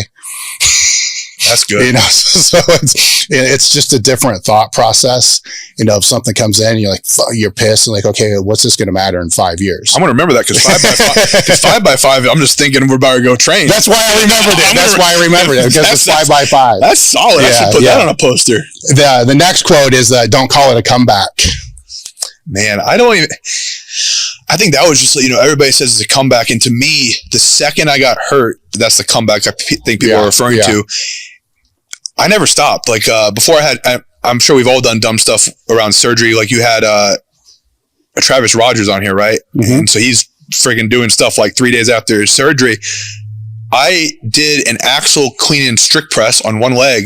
So, the other leg was like just kind of balancing, but primarily on the good leg. The day before surgery, I was already back. In my mind, I've already cleaned the implement that got me hurt. I'm already training with it. I never stopped training. I use Elite FTS bands, attached things in the house to do pump workouts like 3 times a day. It never occurred to me that I was done. And I think that mindset helped a lot. And then when I did my first, I did the qualifier for the most recent show I won, which was actually not Worlds. It's another show called Clash on the Coast, which tries to make claim of really being the world's strongest man 105, which I joke and I say, well, you don't have to worry about it because I won both of them. Yeah. But I made that poster before the qualifier, and I won, so I held the poster up and I'm like, I'm going to run with this. So I put it in my garage. Anyone that follows me on Instagram has seen that in my stories probably 100 times. I'll just literally just take a picture before I train. Didn't even post my training. And now that poster's kind of served this purpose. But yeah, that don't call to comeback is for all the people that, people kind of count you out. And it's like, no, bro, I never left. It's not a comeback if you never leave. And in my mind, I'm never leaving getting better as a strength athlete. And I'm never going to, and whatever as we talked about, like you quit, when I'm done, no one's going to say it's a comeback. It's just, I chose to be done. I'm not going to go out by a knee injury. So. And then the other one is you're not that special. So this one's, I haven't shared this one. I don't think I've been needing to do a post on it. So, a coach I worked with posted this. I don't know if he directed, if it was a message to me, because again, our memories are terrible, or it was in a group that he had on Facebook. But the core of what he was trying to say was a lot of us think we're special as if we respond differently to training, right? Most training principles are for everyone. And whether it's a generational thing or just how people talk or how we're taught in school or whatever, we believe that we're special and we should be treated differently in how we train. Great. I kind of took that at the time because, I grew up a little smarter than average at certain things, or maybe my parents told me I was special too much. Your parents love you, so they tell you you're special. And that's good. I think your parents should tell you you're special. Yeah, right? The inverse, if your parents tell you you're not special, you're not going to amount to anything, I think it's way more detrimental. But yeah, obviously my parents love me, so, they told me that, but I kind of took that as like, what do you mean I'm not special? I'm the second youngest pro strongman ever. I became multiple times strongman, so I was just kind of like frustrated. And now looking at being a coach, I agree. I'm not that special with training response, but then I look over my career and I say, well, I kind of am a little special. Some of the things I've done are not things everybody can do. And I don't want to look at it from like an elitist perspective or even proving people wrong. But eventually you kind of look at the results and say, you know what? The average person isn't doing this. The average person is not able to achieve all these things. So it's a weird, I guess, dichotomy of like, I'm not special, maybe like DNA wise or how I respond to stimulus or whatever. But from a mindset perspective, I do think I must have something, and maybe it's not even tangible. Maybe you can't even test for it, but there's something like the core of my being that says I'm going to do great things. And that's a lot of ego, but I think the fact I got mad about that just goes to show I was able to accomplish things. Because if I had said, yeah, I'm not special, maybe I would have been okay winning a couple amateur shows or one pro card, doing one pro show and quitting. But yeah, I guess they're all kind of the same thing. To be successful as an athlete, you kind of have to have a little bit of a superiority complex. So I'm going to pull this in a different way. I struggle with mental health, and there have been times I wanted to hurt myself, harm myself, kill myself, whatever. And I told family members, I told my girlfriend, I don't think I could ever do it because I have too much ego and I think too highly of myself. And maybe I'm elitist, but that quality is just as much a bad quality as a good quality because it's self-preservation. I will probably never hurt myself to the point I kill myself because I believe that I'm put on this earth for a purpose, a God-given purpose to do something and have an impact, and I'm a builder. So yeah, that quote I think sticks with me is because like, yes, it's true, but no, it's not. So I don't know if that answers the question. I probably sound like a lunatic, but I think everybody is put on this earth for some distinctively unique thing. And maybe you're not special in lifting, but there's something out there you're special in. So for a coach to tell me I'm not special kind of hurt my feelings, I guess. And it turns out that me being an athlete and being a good coach is the thing I'm put on this earth to do. And I'm going to do it to my best ability until it's time to do something else. Do you think you could have taken that out of context? Absolutely, Dave. Yep. Guess what? It worked for 9 years. Well, that's what I'm saying. It's like I'm seeing this as a reoccurring theme. Like you're finding things that you can be able to use to motivate, to drive, and to push you as fuel, right? And where I see the point that was being made, there, but there's this manipulation of what that is. to be able to say, fuck you, I'm going to use this. This person did frame it. His posting was very polarizing. And I think things that upset you are usually things that you would probably say, right? Like people that are like you kind of know how to push your buttons. Yeah. So I'm not going to say mean things because then it's like I'm saying them mean about this person, but I know some of the shortcomings that I have. I might have said something the same way. And so I do think it was a little towards the negative side, but now looking back at it, that's the thing I probably needed to hear then. And even though I wasn't happy with it then, it benefited me and it was the thing I needed to hear. And sometimes that tough love or coaching or whatever is what a young, naive kid needs to learn. And I was a kid and I've grown up through a sport, being a teenager into a young adult to hopefully eventually being a man of knowing about life a little more. And I think, it was good that somebody told me that at that time and I was able to use it for fuel. And now looking back, that was probably the exact thing I needed to hear. I just didn't want to hear it. Yeah. You just weren't ready to hear it. No. Right. So with the ski erg, what are some of the other challenges that you've done that are like that? Like just forget the ultra marathon and stuff like that. Just stupid shit that you've come up with your head to see if you could just do it. I don't know why this came to my mind. When I was a kid, my brother Dan and I probably made up the challenge to see who could like hold an ice pack the longest. And so he falls asleep. I don't know why we had an ice pack. Maybe we like got bruised. We were playing football. One of us got bruised or something. Our mom just threw us an ice pack. And I remember him falling asleep and I must have had the ice pack. It was on my hand. I remember it was on my hand. And I'm like, oh my God, I can't feel my hand. And I thought something was wrong. I go in the bathroom. I get hot water, but I still can't feel it. And it was funny, but I've always been attracted to just going a little bit further. Like I've literally gone out to a pool and just held my breath for as long as I could by myself. Maybe not so much now. I don't do that as much, but like, it's just something cool about being challenged. And my parents challenged me. My grandpa was a PE teacher, so he'd come to visit and he'd just make up little challenges. One was like hanging from the monkey bars. And I was fat. I could barely hang on. And then my brother beat my time and I had to go again. I beat his time. I'm just attracted to just being challenged. And that's why athletics has always been really good for me. And why Strongman is great is, some of my competitors, I'm really loud and obnoxious, but like all those competitors made me better. And I freaking loved them for it. Like even the people I don't get along with, if you've competed directly with me, you have literally made me a better person in some way. And I just love that challenge. And I'm hoping that I can take that more into like the business side, like we talked about. And in the personal side, though, I don't know how you like have objective measurements on relationships and family, but those challenges I think, are coming and I'm more prepared for them because I took them on in, I guess, more of a competitive sense in like athletics and stuff. What's the hardest physical challenge you've ever done? Oh man, hardest physical challenge. I do think the ultra marathon did break the actual ultra marathon. Not the ski erg. I was very prepared. The ski erg I was very prepared for. I was actually really mad at myself for not pushing harder because I broke the record, but so it was a adaptive record. So I was seated, and it was actually the all-time world record at one time. But probably the ultra marathon. There was a point, your emotions, like I freaking cried during it. I mean, you're expending so much energy and you're having to push yourself. And unlike lifting where it's over, strongman's over in 60, 90 seconds. And it's not over in 90 seconds in ultra marathon. You're in the suck for 24, however long you go. And for me, it was, I think I ran for 6 a.m. to 11 p.m. or midnight. So 18 hours of basically moving the whole time. And you're in the suck the whole time. And you're trying to block it out with music or calling someone or staring at something or motivate yourself. Hey, when I get to that tree, okay, when I get to the next tree, but you're in the suck of it. So yeah, probably the ultra. And you're right. It's probably why I want to probably do it again when I'm much lighter and better. So the ski erg was seated. Is that right? Yeah. So, it was not recommended to be standing. So I did seated, had the little attachments, and it was basically just lats and triceps and core, man. I tell you what, if you want to learn how strong your lats and core are, condition them to do 24 hours straight of basically a flexion / lat pull down hybrid. Yeah.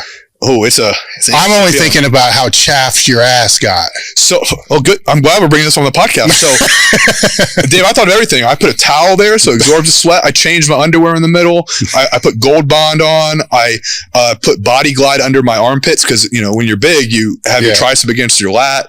Like I said, I had the AC on, the fans. I mean, learning as an athlete, those logistics, like I'll just reiterate, like learning every little thing. I don't think I did anything. Oh, the one thing I did wrong for that one I would change is obviously push harder. But use more caffeine, actually. It was recommended to use caffeine more sparingly, and I should have just pushed it because I metabolize it very fast already. And when you're doing an event, you're metabolizing it even faster. So if I had gotten the caffeine from the start, even though my heart rate would have been elevated, I think I would have finished overall better. I did 100,000 meters, which is about a third of what I did in the 24 with a lot more caffeine. So I changed my strategy. So, like anything, don't change your strategy that's working. So with, staying on that theme, what's one of the hardest training sessions that you've ever done that you think back on? Because we all have certain sessions that we just resonate that for whatever reason. Hardest training session. Hardest or most memorable. Okay. So it wasn't even that hard of a training session. We did some lower body or some event day, and then it was my older brother and one of my training partners at the time. We decided to take a keg out to the beach and carry it through the surf.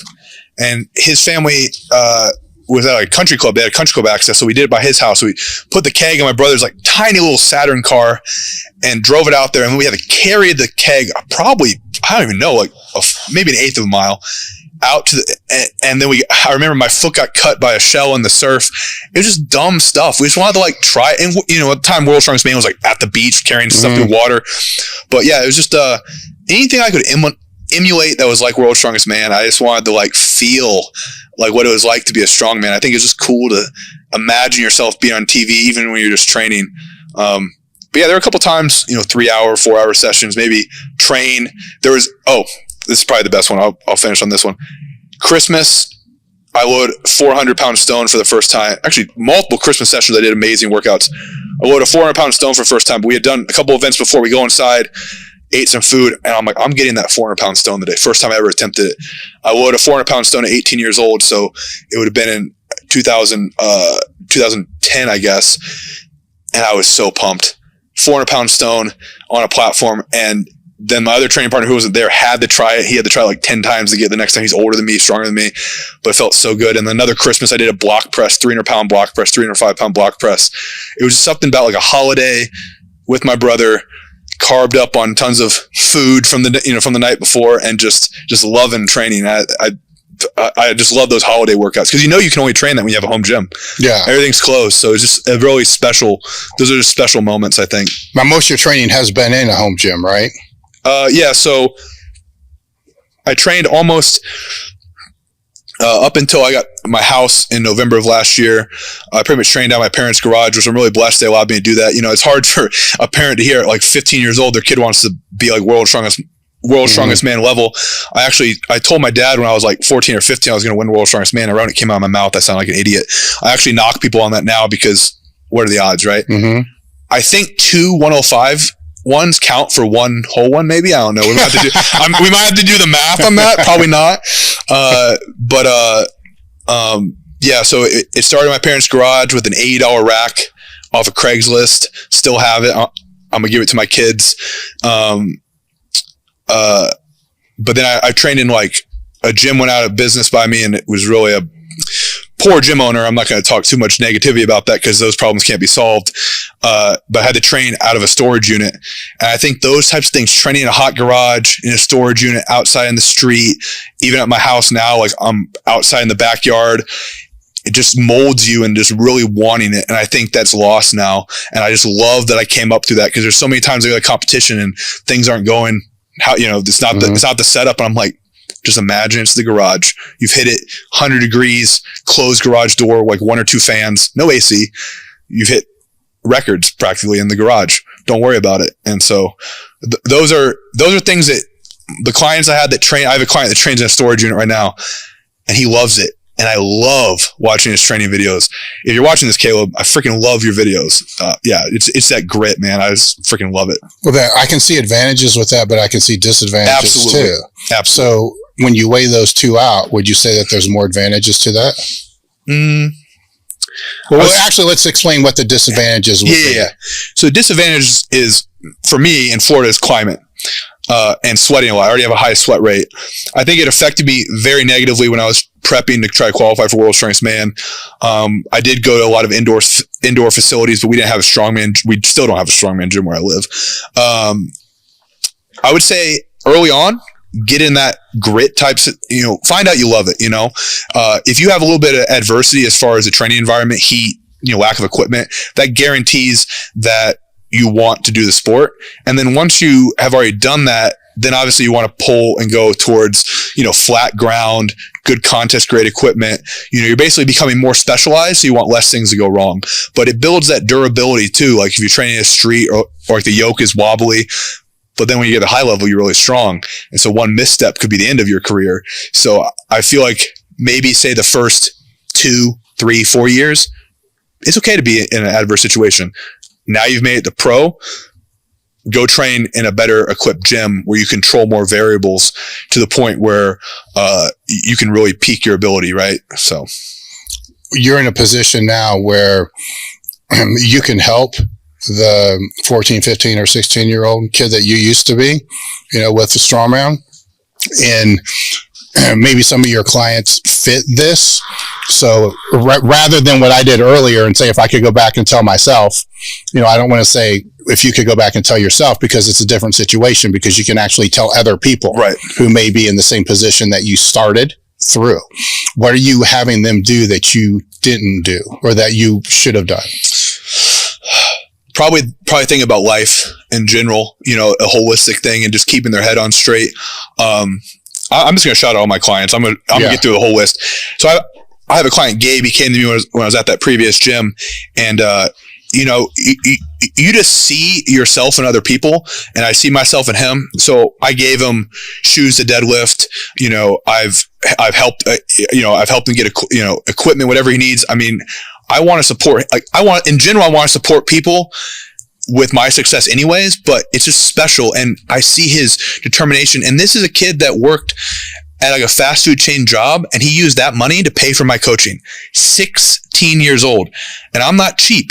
I'm not $50 a month.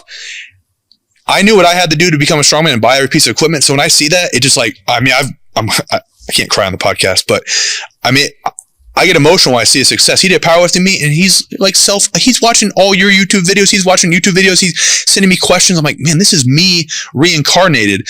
And I just love that and that passion. And it's like, if I can have 2 Gabes or 2 people that end up being like me and do better than me, then I've multiplied my impact on the world, and then that's going to trickle out further. So I just love that. But yeah, I think it's keep his head on straight and keep priorities, because I was a fuck up, and I am glad I'm not a fuck up anymore. But I lived at home too long. I didn't get a good job. I just didn't want to try at things. I just wanted to lift weights, and that's really stupid. And I want him to enjoy lifting, but man, I want him to have a good career, better friends around him, be able to assess the people that should be around him that are going to be the best influence. And then maybe, I don't want to say I'm a mentor, but I want to be someone who you can be comfortable with. I'm not a therapist, but I would hate to be a touch point that a client could have and come to me and tell me something difficult, and be able to be a human, be able to say, hey, I understand you can't train right now. Something bad happened in your life. It's okay. Because when I was coming up, there were, I think my coach Mike was one of the few people that really could step in and say that as a mentor. And it's sad that not everybody can do that. And as a male, I think it's extremely hard to say, hey, I'm struggling. I'm not saying he's struggling. I'm just saying I take that relationship very important, or I put a high importance on that. And that triggers all my clients. Every client has a part of me, so to speak. Not only my effort, but I see parts of me in every one of my clients. And I don't think I'll ever, we all have a roster, you have a number of clients, but man, I don't think of numbers at all. These are all people, and I know their names, and I know where they live, and I know their spouse, and where they train. So, yeah, I just want them to keep the priorities of their life and know that somebody cares about them. And if I do that, I guess I'll have a pretty good impact on the world. But if I turn that back on you and said, if you had those priorities for yourself, would you have made it to where you are? There's no one event that changed, everything is a butterfly effect, but, I think I could have done a better job, but I mean, you can't go back on that now. And it's a good answer. It's an honest answer, right? Because most people will say no. We'll say no to what? They will say no. They wouldn't have. They would not have been. That they wouldn't have got to the same level had they had different circumstances or different mentoring. I think I was too stubborn. I would have made it happen no matter what. I harshly told my girlfriend recently before this last competition. I said, I'm going to win whether you're with me or not. And it sounds really harsh, but the reality is, like, deep down in my core, I wanted to win. But I made it way more difficult on myself by not exceeding in other areas of my life, not having the resources to train harder, be at a better gym, not having the proper people around me, alienating myself from people. So those types of negative things that I maybe overcame or was good in spite of, I don't want other people to go through those. You need some adversity, but I probably created adversity for myself rather than eliminate it at times. So when I coach, I want to be able to be that sounding board. And if I see a negative influence on an athlete, I want to be able to say, hey, this might not be the best thing for you, or you might need to move your energy around, but I still think they can achieve it without doing what I did, I don't want to say going all in, but, without it being their whole life, because even now I'm much more relaxed and I'm still successful as an athlete. And there, like you said, there's a lot more time in the day to do more stuff. And I just didn't, I was lazy. I was or what was it? Selectively lazy? Selectively lazy. I was selectively lazy, and I want them to be selectively driven. I don't know. Yeah. What would be your biggest pet peeve then? Of a client? In general. Biggest pet peeve. Oh, man. I don't want to say of a client, right? Okay. Because you have clients. Gotcha. Right? That's why it's hard for me to think of one, because I think every client, clients work themselves. If you're not a good fit, they figure it out and they usually end up stop working with you. The rare occasion. Pet peeve for me, that's a tough one, Dave. I probably have a lot. I just can't think of. Maybe do you have one? Fucking excuses. Stuff like that is. For me, I guess it would be, instead of taking, responsibility and accountability, they look for excuses, put shit on other people instead of, because it's no matter, let's say I own a business, right? I don't care what happens in this business. Ultimately, it's my fault. Right. It doesn't matter what it is, right? It's the end of the day, I'm accountable. I'm responsible for all of it. Where, with others, I'll see that if something's wrong, it's never their fault. It's always somebody else's fault. This went bad because of this. This went bad because this, or this. And I can dissect that and always kind of look and say, well, you didn't even have to be there in the first place. So you made the choice to go. Right. So it could be, granted, I know there's a lot of shit that goes on politically in strongman, same way it is powerlifting and all this other kind of crap. And there's a lot of stuff that can get lost, in the chatter, and a lot of bullshit and a lot of bias and all this other kind of crap. But you still decided to do it. You know what I'm saying? So you can bitch all you want to bitch, but at the end of the day. Oh, I'm a complainer. And my mom would say that, and it's something I'm working on. And I agree wholeheartedly with what you're saying. I mean, it's those two wolves, man. They're fighting, It's like, I want to blame people. I want to be mad. I want to be pissed off. I want to complain. But when I sit by myself, don't think for a second, I don't think it's not my own damn fault. Oh yeah. And I, maybe the pet peeve, it's not even so much a pet peeve, you got to have people around you that are going to keep you in check. And sometimes people are afraid to keep you in check, or maybe they never had someone that kept them in check. But, having mentors, having a coach in both business and training that are kind of, business is a little personal, right? If I fail, it's me personally will fail. Mm-hmm. I am my brand right now. I don't have anyone else working for me. So Paul reminds me, he holds me accountable. Like, even today, he has an email every Monday I have to fill out, and I fill it out. I'm going to fill it out at some point today. I already have it in the document. Keeps me accountable. I have my coach, Mike, when I tell him something, he's not afraid to tell me, do you really think that's the best thing to do? So I think my pet peeve would probably be to myself would be, I'm mad at myself maybe a little bit for not having those people around that kept me in check or were too afraid to say something. And I said to my girlfriend, and I said, you got to keep me in check no matter how. And it's not like, okay, it's my responsibility. I'm saying, don't be afraid to keep me in check is how I should frame this. Don't be afraid, because that's what needs to be done. And when you don't keep people in check, behaviors or patterns repeat themselves, because our behaviors are a product of how we're either punished or rewarded, right? So if you reward a behavior, it's repeated. If you punish it, theoretically, it should diminish or be gone. So probably the pet peeve is my own personal doing, not keeping myself in check or not being aware of, where I fell short. I don't know if that really counts as a pet peeve. I know, but I got an interesting question that comes with this. Do you think those people were there during the start of your strongman career, but you just didn't listen to them? Probably. Right. And then as you got better in strongman, they weren't there because you're better than the people that you would be around. So now they don't feel like they can say something to you because you're better ranked, you're stronger, you're in better condition. So you're like the top of the crew, leader of the crew, whatever it is, right. So they kind of go away. I see this happen in business, right? And where somebody that have people around them in business, obviously when you start, everybody's supportive. Then you start to get, somewhat successful there. Oh, is that what happens? Yeah. I'm not that successful yet. No. When you start, everybody's like, oh, it's great. And then then shortly thereafter, everybody thinks you make $200,000 a year and you're a fucking millionaire because you have your own business. And then it just becomes this other type of thing. But as I've seen, as you become better in anything, right, the people that are willing to call you out on your own bullshit begin to decline. Like, I wonder how many people Elon Musk has calling him out on his bull. Well, I guess the press, right? So you've positioned yourself in such a way with a business mentor and a coach to be able to have those people there. So be able to keep you in check, right? Now, if you didn't have those people, like if you weren't going out and hiring those people to be able to help do that, then where are those people? You see what I'm saying? Right. Like, just take those away. Because I've molded my, I guess, life, because my clients are there because they want to be, and they're not going to push back ever enough to say you're a fuck up. No. I guess relationships could. Critics, you're going to ignore. Hopefully, right? Yeah. Well, you do. I mean, you can get mad at it, but you're not taking their opinion seriously. Right. I'm not changing my business format or how I compete. Yeah. I guess the best example is because, like I said, I have a unique experience being a teenage strongman than now being an adult, or being a teenager and now being an adult.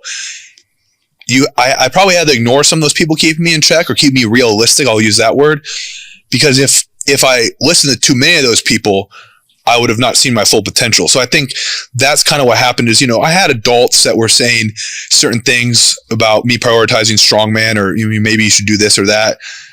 But if I listened too much to that, I would have been like, yeah, you're right. I'm not going to become anybody in this, or I'm not going to be able to run my, I work for someone who I think, how do I put this? He believed in me, but he wanted me to work for him. So like, you could never empower me enough to go do my own business, right? Because then I can't work for you anymore. So that person's not going to be, hey, Andrew, you know what? This isn't a place for you to grow to your full potential. I need you to leave. So I had to wait to be fired in that situation. And I'm not saying it wasn't anything that I did. I mean, I was a factor, right? It always takes two. But I'm saying, in hindsight, if he hadn't fired me, how long do I stay there? Because he was never going to say, Andrew, you've outgrown this place, or this is not your calling. So I probably did have those people the whole time, but I probably ignored them out of being stubborn to achieving my goal. And now, like you say, I've been able to structure my life in a way where I ignore a lot of negativity. I'm at my house. I'm updating my online clients. I choose what social media I see, which I need to do a better job of the algorithms, right? We control what we see and, put in our bodies, food and everything we consume. But yeah, that's interesting. I probably did have people reach out, and I probably either ignored them or, like you said, I was blind. Well, again, it's selective, right? Yeah. Because if you listen to everybody, then you wouldn't do anything. Right, you'd be paralyzed. Yeah, most people, that's just how it is. But you have to always have people around that are willing to call you out on your own bullshit. If it's, spouse, significant other, wife, somebody, that you're willing to listen to as well. I mean, may get pissed after they say it, but then, as you said, it's okay to get pissed. Right. But then when you digest it later and then really think about it, that's Now, for a lot of people, they don't have that. That's right. what I'm saying. They get to that certain point, then that's not there. Then there's nobody to call them out on their bullshit. And then there's the decline that comes very shortly thereafter.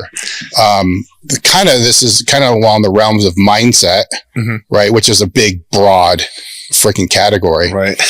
With, you've kind of touched on it with your clients in multiple categories, but with what mindset, because you have a unique mindset, right? You do a ski erg for fucking 24 hours. I mean, you come up with these different things. It's a unique mindset that can be a good and bad thing. You learn how to control it. It can become a great thing, right? So and I think it's a necessary thing, by the way, right? It's obsessive or whatever it is. It's a necessary thing, good and bad. When it can be controlled, it's fucking unstoppable. You know that. Everybody else fucking knows that. If you see others that don't have that, then how do you go about trying to mentor that? Oh, mentor. Okay. I can't say explain because we can sit here and try and we're not. Yeah.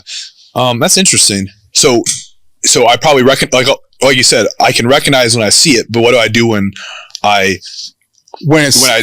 don't see it, but they're still wanting to do strongman or compete? I think their goals has become more realistic. And I think it's maybe at a really young age, maybe let's say teenage to like mid 20s, right? Usually that's the age where you're not really aware, you know what I mean? You're not fully, you don't know yourself, all this kind of other stuff. But like if I get a middle-aged person want to do strongman, they've kind of figured out they're not going to World's Strongest Man. I never have to have that conversation with them. If I get a teenager, and I've had a couple of teenagers, not the one I mentioned, because his goal is powerlifting. He loves powerlifting. He's probably, man, if I brought him back some from here, he'd be stoked.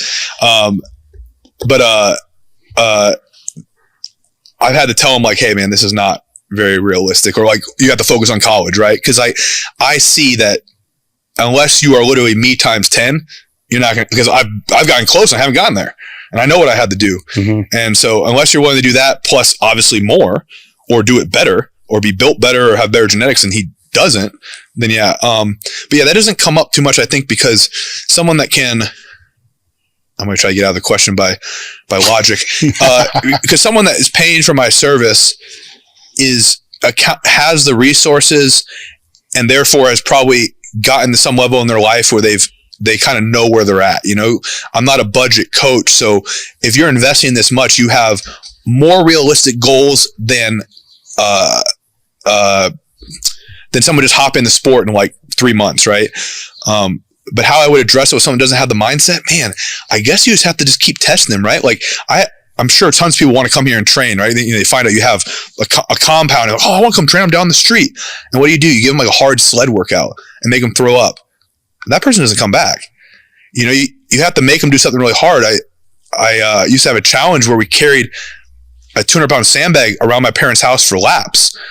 And you could just see who had it, because if you challenged them or bet against them or did something and they dropped it when you knew they had another 50 feet or another half a lap or whatever, you knew that person wasn't in it for the long haul.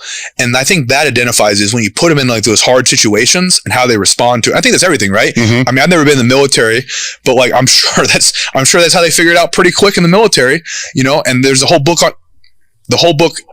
on grit, you know, there's no one factor. It's like it's an X factor. And that's why I love strongman, is because it's not numbers. It's who has the grit. You can look at their squat, their deadlift, you can look at their yoke time, but every event's different.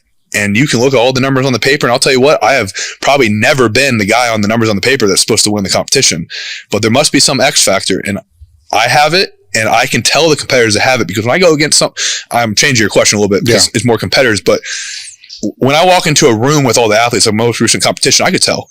It's in their eyes. It's in how they respond to me talking to them. It's how they walk into the room. It's how they walk out when they go out to the implement. And then I can tell the ones that don't have it, because when I challenge them, they don't push back, or they kind of get a little smaller. And it sounds like such a dick thing to do, but every good athlete does it because they test it. And I'll tell you what, I had two people in my heat in this last competition, and I'm going to name drop them again. Vince and John did this. I tried to mess with both of them because I knew they were good competitors, and both of them shot back at me. And I was like, okay, They got that. And they didn't beat me that day. And luckily I'm retired from 105, so they can't beat me at 105. But like, if we kept going, eventually they're both going to beat me because they have that it factor. And you just know it when you're in a room with someone else that has, like, you obviously have it. Like, probably 99% of the people that come to these doors to train with you have that it factor. And it's just cool to be around those people. But you know immediately that person that doesn't when the room is full of a ton of those people. With that in mind, not every training day is a good day. You know, not every day do you want to go train.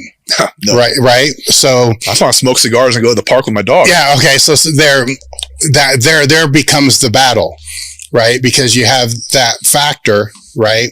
And then as you're younger coming up through, I don't want to say you're hungrier, right? But in a way you kind of are. And then you hit this secondary phase, you know, whatever it is. And that's, if we're talking to people and we're like, oh yeah, you know, don't worry about skipping a workout. Tell that to you when you were fucking 17. Oh no, yeah. you see, so it's that gap, you know, trying to bridge that gap is the question. Like, how do you bridge that gap? Because you don't want to stifle. Oh, like being able to skip a workout and being realistic. Or just being able, because that you want to see that. Right? When they're coming up through. Oh, that they're not skipping workout. They'll do whatever it takes. No, you want to see that that's their mindset. That they will skip. Well, no, that their mindset is they're going to do whatever it takes to be able to get there. Right? And the complexity becomes, you know, with experience, you learn, right? But if you're trying to mentor people who are moving through this thing, is there becomes a point where when you're younger, you think the all-in is training harder, never fucking missing, never missing a meal, boom, boom, boom. All this has to be rock solid on time. If you don't do one little fucking thing, the whole thing gets thrown out. It's all you fucking failed, right? And then later on, you realize, no, that's not the right thing. It's actually more optimal to actually manage this, right? To where that conversation then looks like all in actually is being more optimal. Yes. And so if you don't have the balls or the grit to be able to back off when you're supposed to back off, then you're really not all in. Right. You brought this same question up with Michael Della Pava, I think. Yeah. It's a great question. And it's the maturity aspect. So I'll answer from the athlete side, and we've been talking about clients a lot.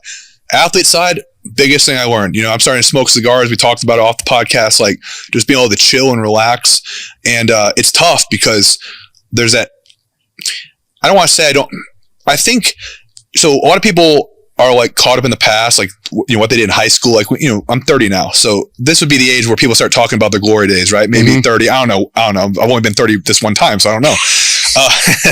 But I think there's some good part of that. I see myself as like just graduating college. I'm an adult, but I'm still very new to this life. And I think keeping that like youth mindset is really helpful. But from a standpoint of training, I'm a little beat up. I've got some mileage on me, and my coach Mike, and also just what I see is I don't have to do as much as my competitors because I've already, for me, pulling back on things like yoke walk or pulling back on how frequently I train X, Y, or Z is, like you said, all in. And it's tough because you want to keep doing more and you feel like you're shorting yourself. And I guess kind of the middle ground for me is, okay, if I'm not all in on training, let me put that emphasis on the diet. Okay, I've already got the diet in check enough. Okay, let me put that on sleep, which I'm still struggling with a lot. Or let me put that on the other aspects of my life that will support the rest. So getting the business up so I have more resources to afford better training equipment, AC in my garage, things like that. Having the relationships that support me. The all in becomes looking at the bigger picture, and now I'm all in for real. Because all in before was just training, and now it's getting a little broader. And with the client side, I think it's allowing them not to judge themselves. So I had a client want to take off a week because he got a new job. That's stressful. He's trying to do a diet. He's trying to do training. I said, okay, that's fine. Take off a week. You need it. I'm saying it's okay. So now he feels better because I'm justifying his behavior as what you should do. Just focus on your diet this week. That'll be your win this week. Get in your job, feel comfortable with your job, and try to do your best on your diet you can. And he did. Now this week he's back to training. And I guarantee you when I see the check-in, that's going to come up. And it might not be 100% yet, but then it'll be back. And then guess what? Now he added a job, his diet's improved, and his training over the course of 2, 3, 4 weeks, versus if he went all in that first week of work and he was overwhelmed with trying to train for 2 hours, trying to prep all his meals and get a new job, and he's got a spouse, he might have thrown it all out the window and taken a month off and just completely fucked himself. So I think that's a good perspective to have there. And you said one other thing about the all in and taking time off, and I lost it on what I was going to say because it was about clients, but another elite FTS athlete is Matt Mills, and I learned from him. I did a Plat Plus show where he won his pro card in 2011, I think, in Orlando. And we went out to eat, and I ate way too much, as if I burned so many calories doing next to no work. And somebody said, "Hey Matt, when are you getting back to training?" He said, "Oh, probably Tuesday." And this is Saturday or Sunday. And I thought, interesting. He didn't necessarily train hard, but he kept the habit. And I think that's an important thing, is it's okay to train 3 or 4 times a week all the time. But after this last show, I've been doing rehab stuff. Sometimes 30, 45 minutes. That's it. I mean, I only did about a 30-minute workout here, and I might do a little bit more later, train some arms or something, but it's not going to be very much. And that's okay, but I'm keeping the habit. So I know that next week I'll do 3 days. And I haven't missed a week since I was 15 or 16. I read an article about a football team, just all the sacrifice you make and not missing practice. And, and I was like, okay, that's what I'm going to do. And I never missed a week. And when you keep a habit, no matter how decreased the effort, it's easier to keep it a longer period of time. And I have not been the most consistent athlete, and I've been neurotic, and we talked about all the events. I was all over the place, but at least I kept the train habit. So it's much easier to stack those habits when you at least have one. And, from a non-athletic standpoint, is I make my bed every morning. It sounds so freaking silly. My mom's so proud of me now, but I made my bed before I had a 5:15 flight. I left my house at 3:15. I made my bed at 3 a.m. in the morning. To be honest, I have not woken up that early in forever, and my average wake up time is probably 10 a.m. I made my bed because when I get home, it's going to feel good. It's a win, and that's a habit. I built all the habits after that. I have to weigh myself. I have to eat breakfast, go for a walk, those types of things. So I think all in is keeping the habit, but judging the amount of effort at the time. And then when it's time to ramp up that effort, when you get ready for a contest, you're going to have to spend 3 hours in the gym because it takes a long time to set up strongman stuff. But then after, okay, time to go focus on your business and your relationships, and you bring down that effort, but you still keep the habit. You still go out and train a little bit. And I have the convenience of a home gym. Best thing in the world. So no, I think that's a huge point right there. Is you start taking things out, then they get replaced.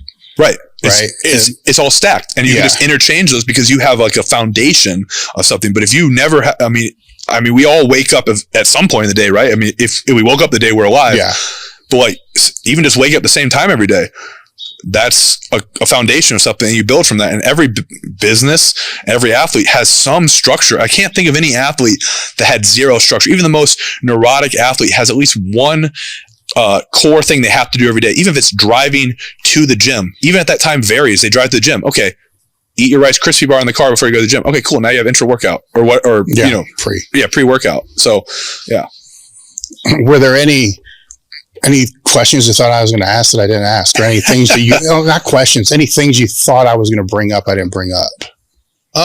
I'm trying to think of anything that would be helpful with people, because I think if I leave anything on the podcast, it would probably be, there's a lot of facets to who I am as a person. And I know a lot of people see my competitive aspect. We talked about, that mindset. I'm loud, I'm obnoxious, I swear, I'm intense, I yell, I scream, I complain, all these, the very intense emotional thing. And it's very compartmentalized. And I think it's okay to use that emotion. And it has to be, like we said, controlled.